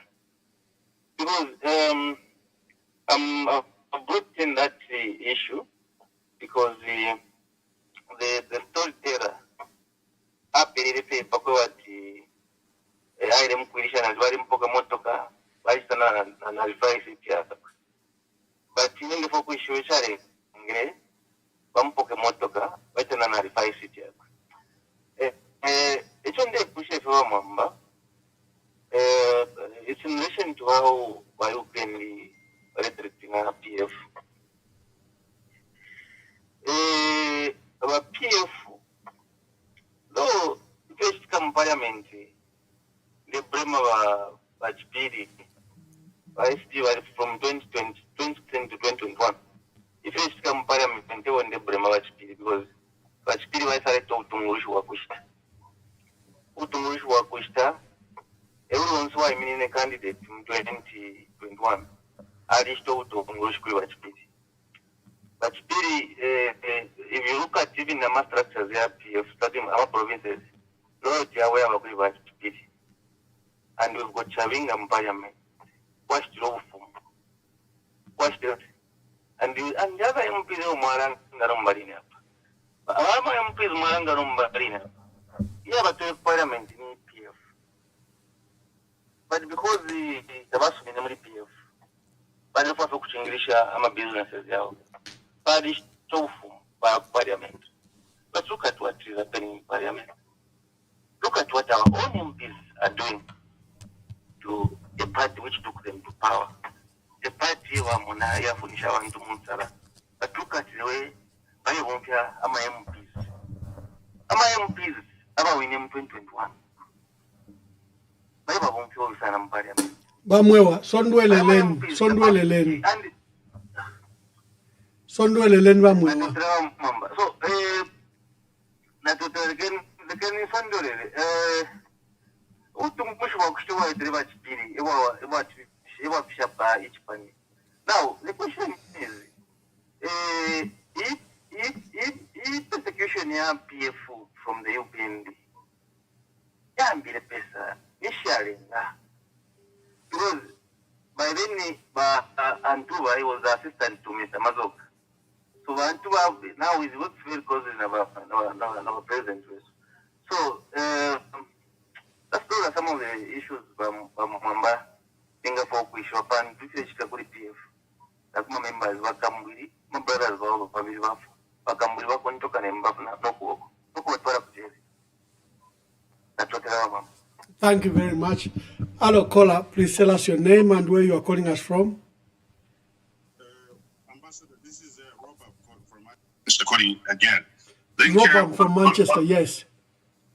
I think one of the callers was, I think, when he was talking about what I said about the government not providing jobs to the people and then calling them lazy. And what we could say, I think he's a very lucky man that he's got a job. But then numbers do not lie. And I think people do not realize the role of the government. Because not everyone in our country is privileged enough to have access to funds to go to university or to go to school. If your family is very poor, you expect the government to create policies that will enable you to move from where you are, where you go through college, or you finish university and then you get a job.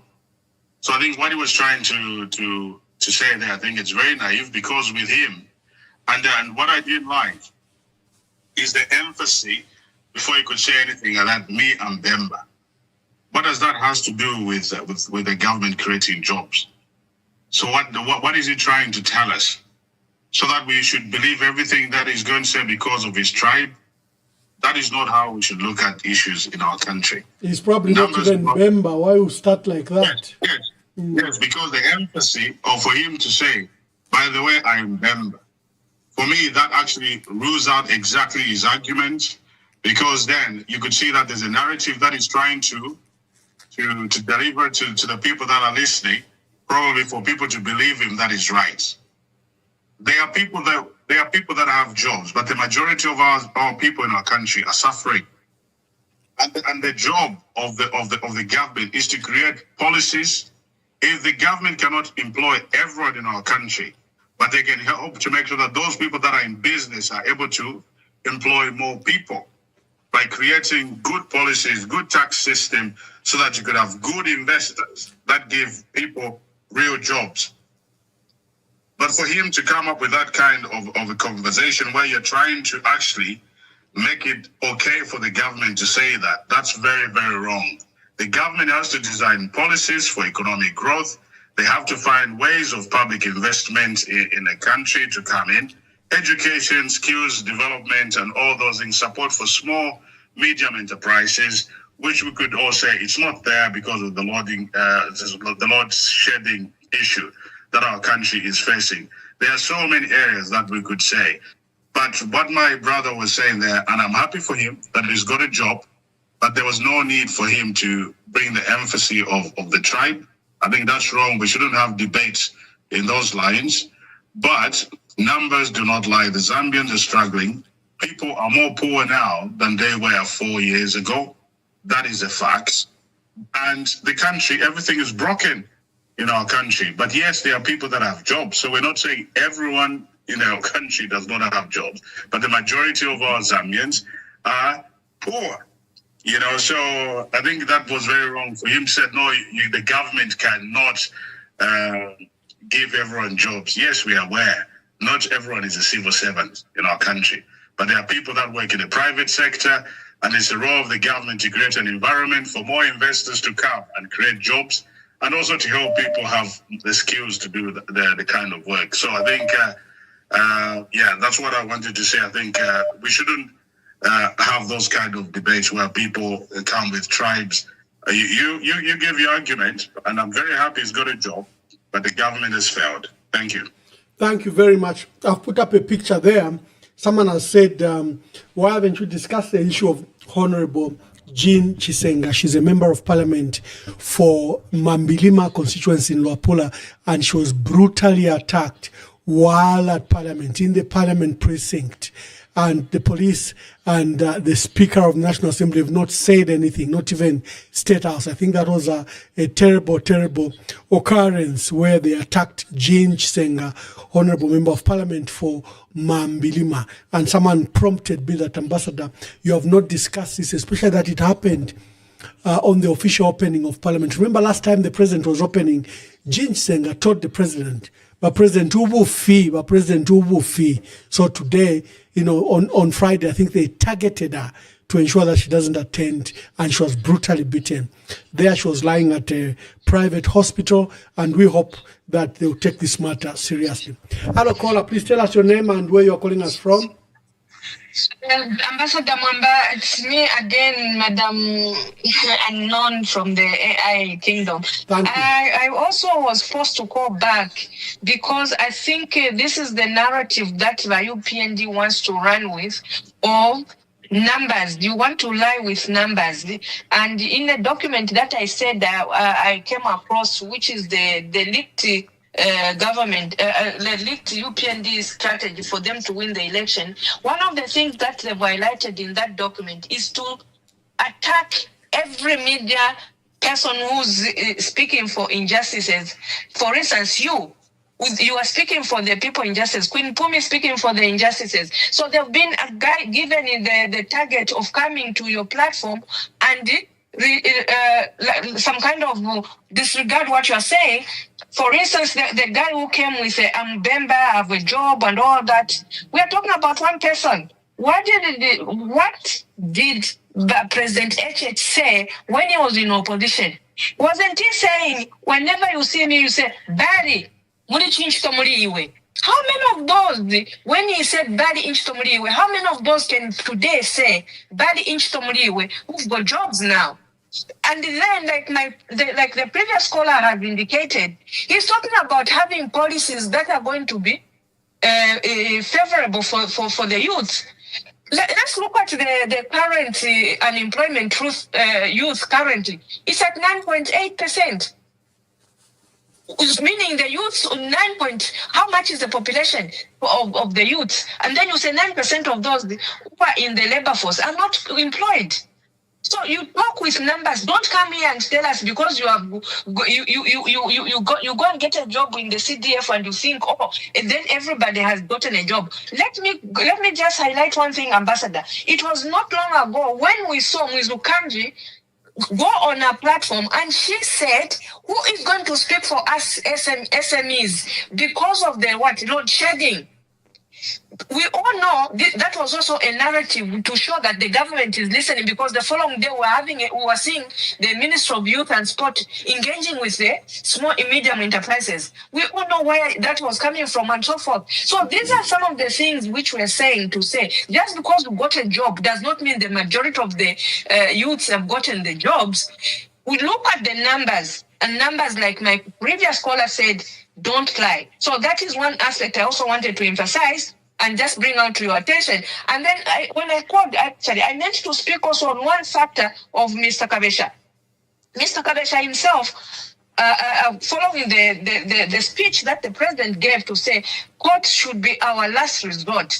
And I said earlier on to say, the president should have given a directive to Mr. Kabesha to withdraw the case, to show that what he was talking about was not rhetoric speech, but action-oriented. That is another thing I wanted to mention. Then on our member of parliament, Jean Chisenga, it is very, very uncalled for. It's very, very embarrassing. You go and target a young girl because you know that she's going to be in parliament and be able to debate that speech. You will now go and beat her in the parliament and in the full force of the police. Where are we as a nation? And you as a president, in your speech, you're talking about rule of law. Does that really make sense?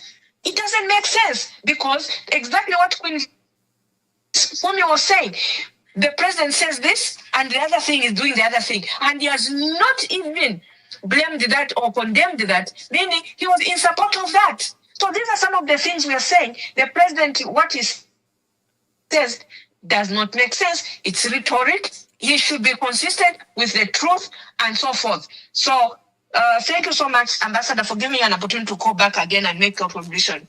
Thank you very much. Thank you for that clarification. You came. Okay, now you are our last caller, my dear brother. Hello, caller. Are you there?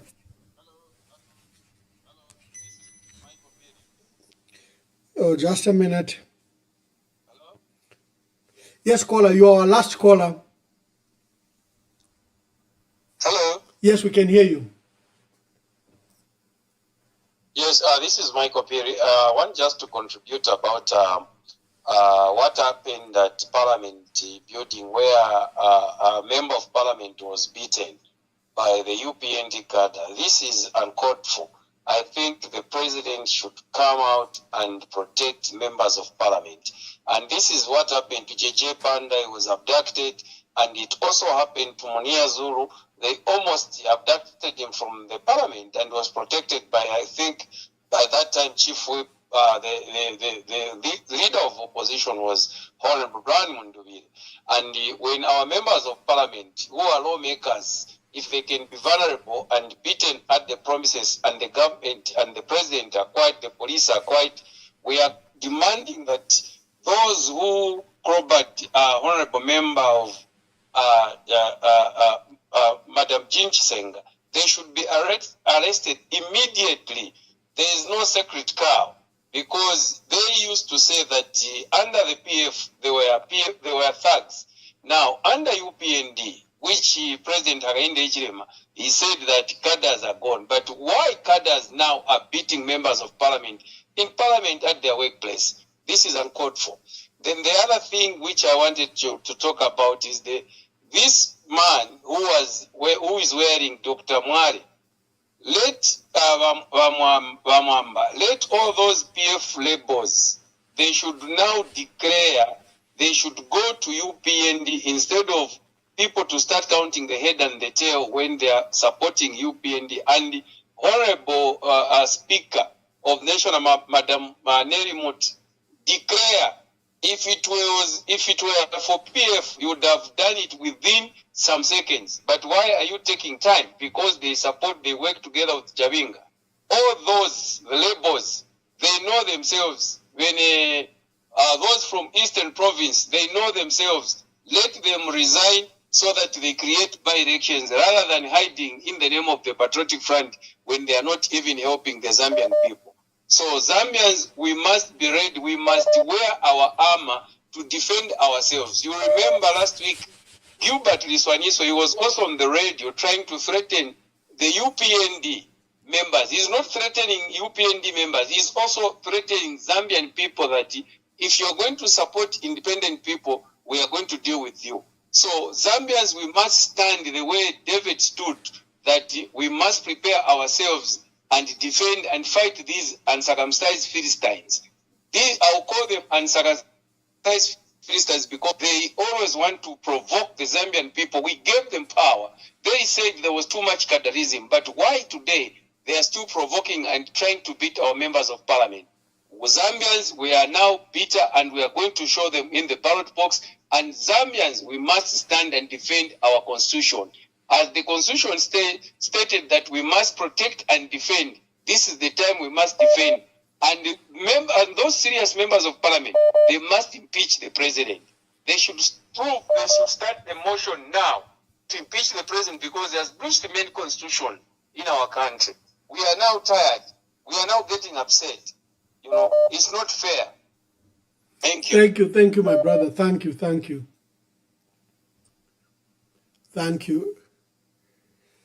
Okay, I think now we ought to close. Queen Pumi, are you ready? Often at ceremonial events, you wear white gloves. Why do you wear white gloves? British traditions. So, if you check ceremonial opening of Parliament, it will be happening, the session of Parliament.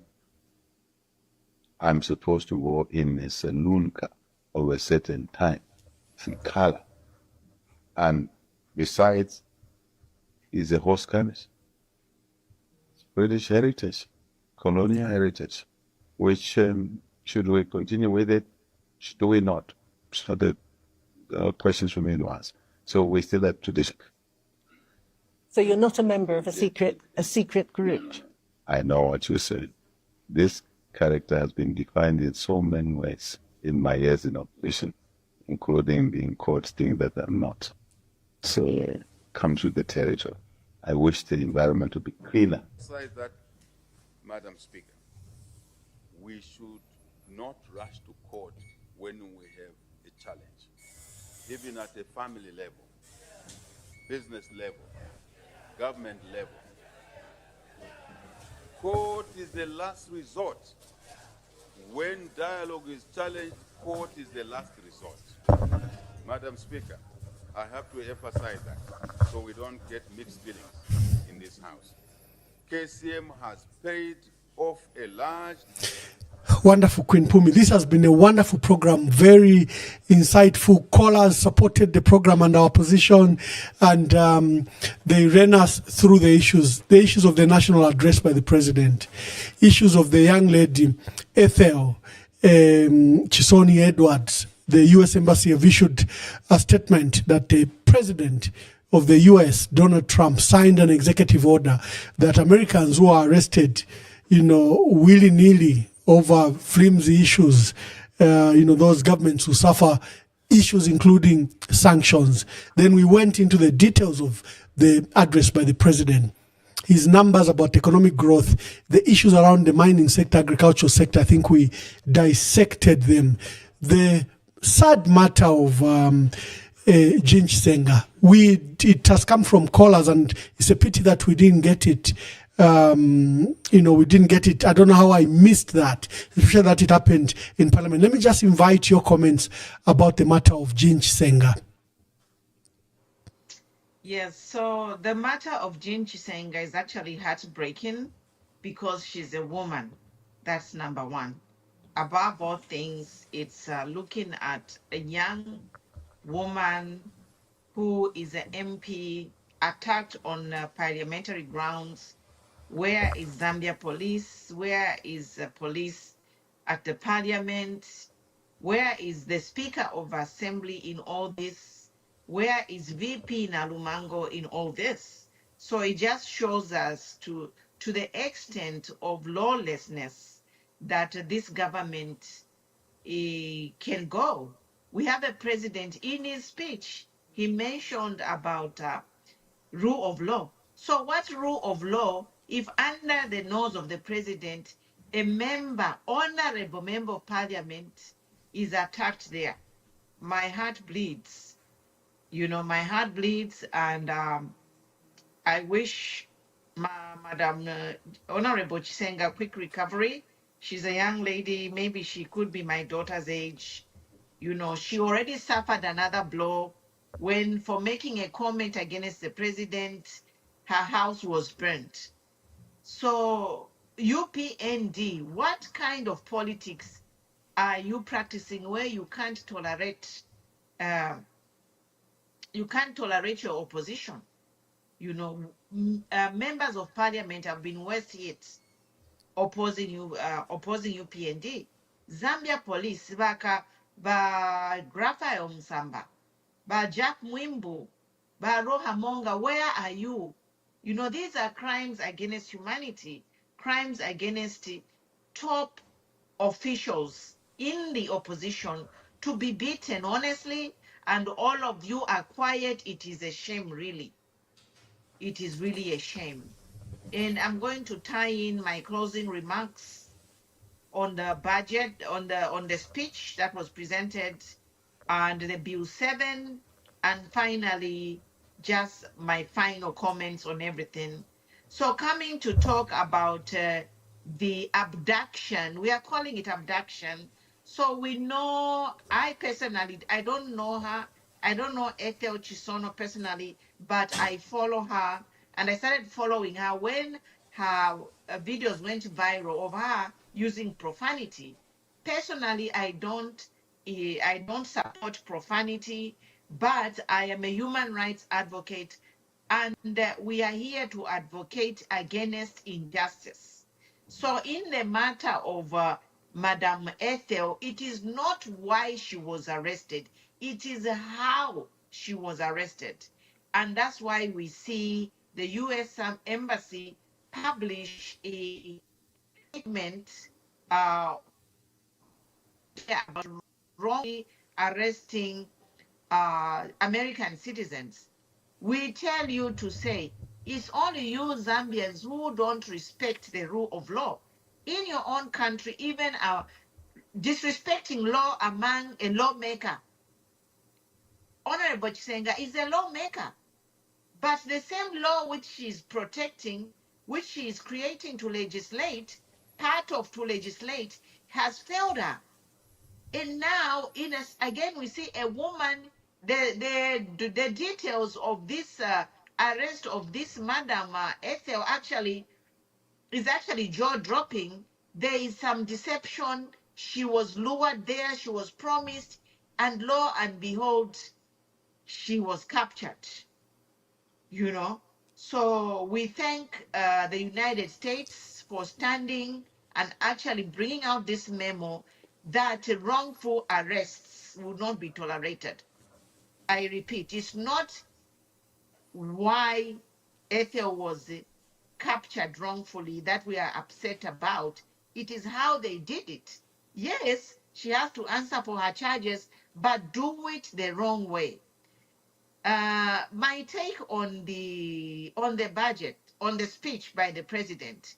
The president downplayed the hardships of Zambians.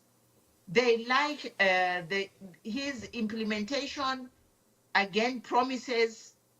There is no timeline for his implementation of all the promises he made.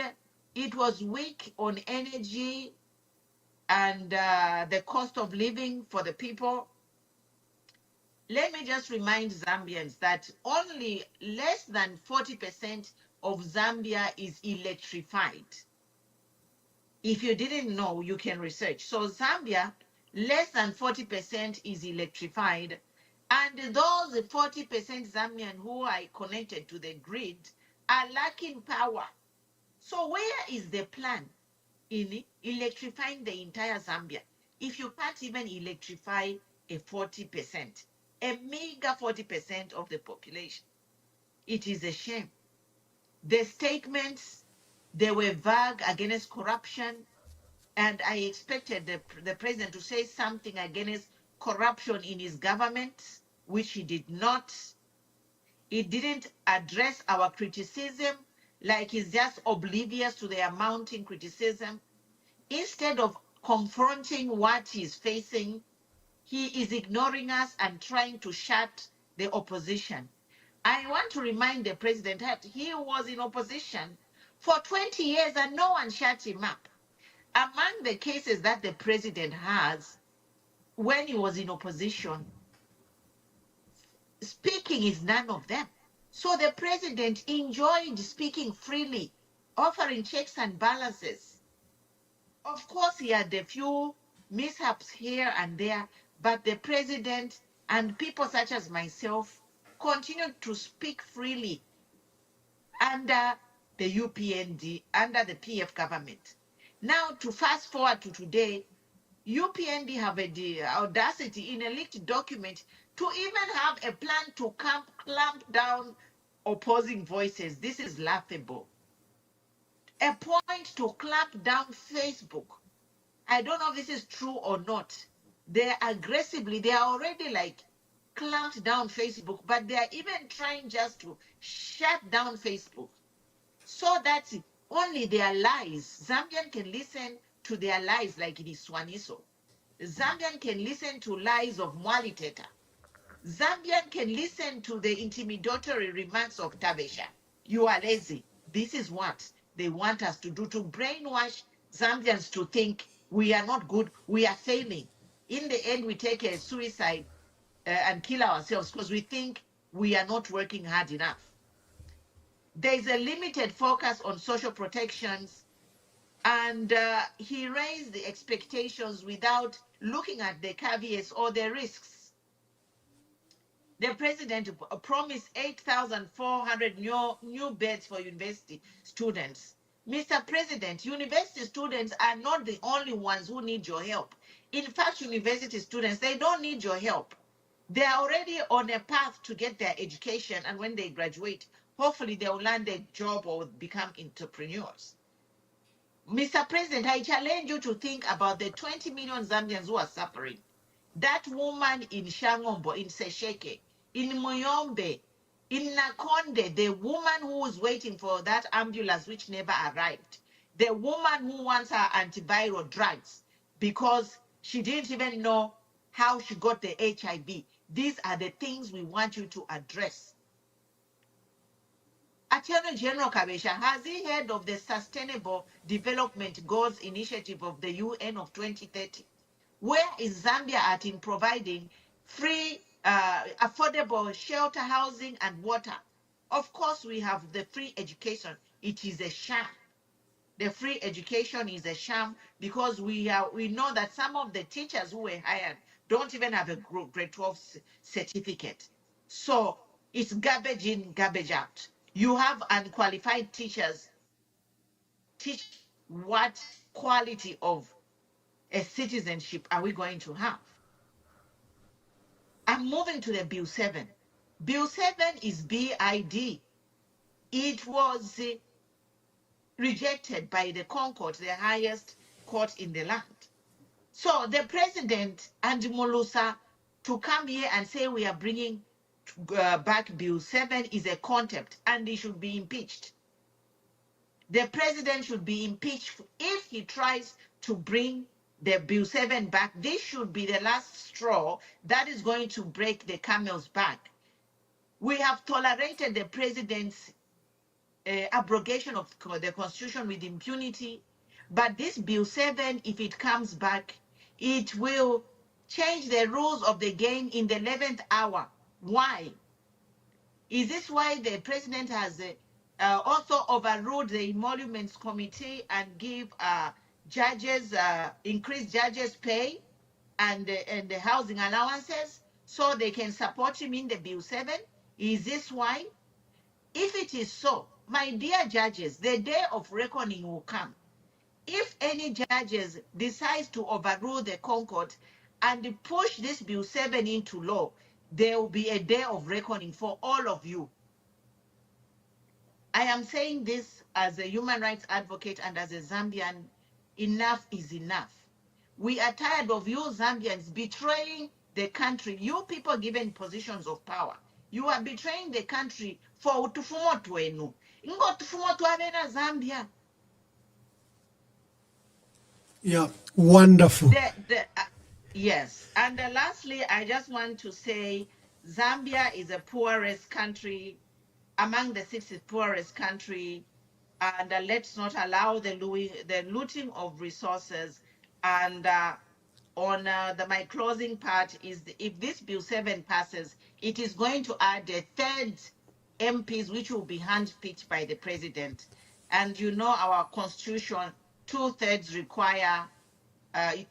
required to make any change. So if the president has a third, and then from this delimitation, adding 55 MPs, that's almost a third, then he's going to have his MPs a third, so Nishibakwata 2/3. So once they have these 2/3, my dear, let's even forget about this election in 2026. So with all our might and power, let us put it out there. If you bring this Bill 7, if it passes, we might as well forget about the general election in 2026. Thank you so much, Ambassador, for this opportunity. And Zambians, let's keep talking. Let us be politically correct. They are out there to get us and incriminate us. But we are not scared. We shall be politically correct, and we shall continue to fight for our country. Thank you. Wonderful. Today we were reviewing the president's speech to the 5th session of the 13th National Assembly. It's literally his last address. We went through the issues that he had addressed. He was very optimistic. His government is very optimistic, but we think that the loopholes are too much. The rhetoric of the last 4 years and the challenges that Zambians have gone through in the last 4 years cannot just be wished away. I was being supported by Pumulos Tumbeko. She's a leader of the New Era Party. And on blogs and on podcasts, she's called Queen Pumi. She helped me discuss all these issues from this Mulilo Kabesha, the Attorney General, mocking Zambians, to the MP, Dr. Simon Mwale of Nchelenge, who's trying to defect to the UPND, has defected to the UPND. He branded himself and wore a UPND t-shirt, and we're calling that there should be a by-election in accordance with the lawyers crossed the floor. We discussed the issue of the young lady, Esther Ochisoni Edward, was abducted in Chilenge, and we don't know where she is, but the US ambassador issued an alert reminding Zambians and the government of Zambia that on 5th September, President Donald Trump signed an executive order that might attract and punish governments that are detaining US citizens. So you better watch out. So Queen Pumi, tomorrow I would invite you to join, maybe in calling or in whatever you can. I'm hosting another lady, Dorika Banda. She's a financial analyst. She's an international banker, worked for one of the wings for the IMF, the IFC, and she will be with us tomorrow at 20 hours. What is her journey? What are her prospects? Is she going to throw in her heart into the presidency for 2023? What vehicle will she use? Will she form a political party? Will she join another political party? As she joins the likes of, Pumulos Tumbeko, who is a New Era Democratic Party leader, and others in the opposition. What is her view? How is her analysis of the state of our country?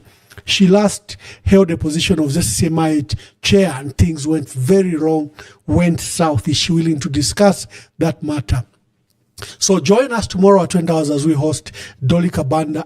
Along the way, I think on Tuesday or Wednesday, we have Mr. John Sangwa. He's a regular on this platform, but I think he has fresh insights of 2026 elections. So, Queen Pumi, thank you very much, and say your last goodbyes to your audience and to all the callers that supported this program. Thank you, Your Excellency. Thank you, everyone, for calling in. It's been awesome. It's a pleasure. Remember to share the platforms. We are dealing with the Mingalat on Facebook. Thank you very much. Thank you very much. Our dear viewers, there's voter registration going on, NRC registration going on. The UPND have been maneuvering silently on these issues because they know what makes a number is the people that will turn up to vote. So while you are saying on these platforms that we'll change government, there is another act you have to do. And Queen Pumi, we might have to find a day in the week, because ECZ has done something. They've registered a number of electoral officials and they've just issued NRC numbers, have hidden the names. And from what we are hearing is that recruitment across the country is skewed in a direction that's not beneficial for our country. We might find a day. And thank you for joining me and for joining this broadcast. God bless you. God bless our country. Our country will be free. God bless you. Thank you.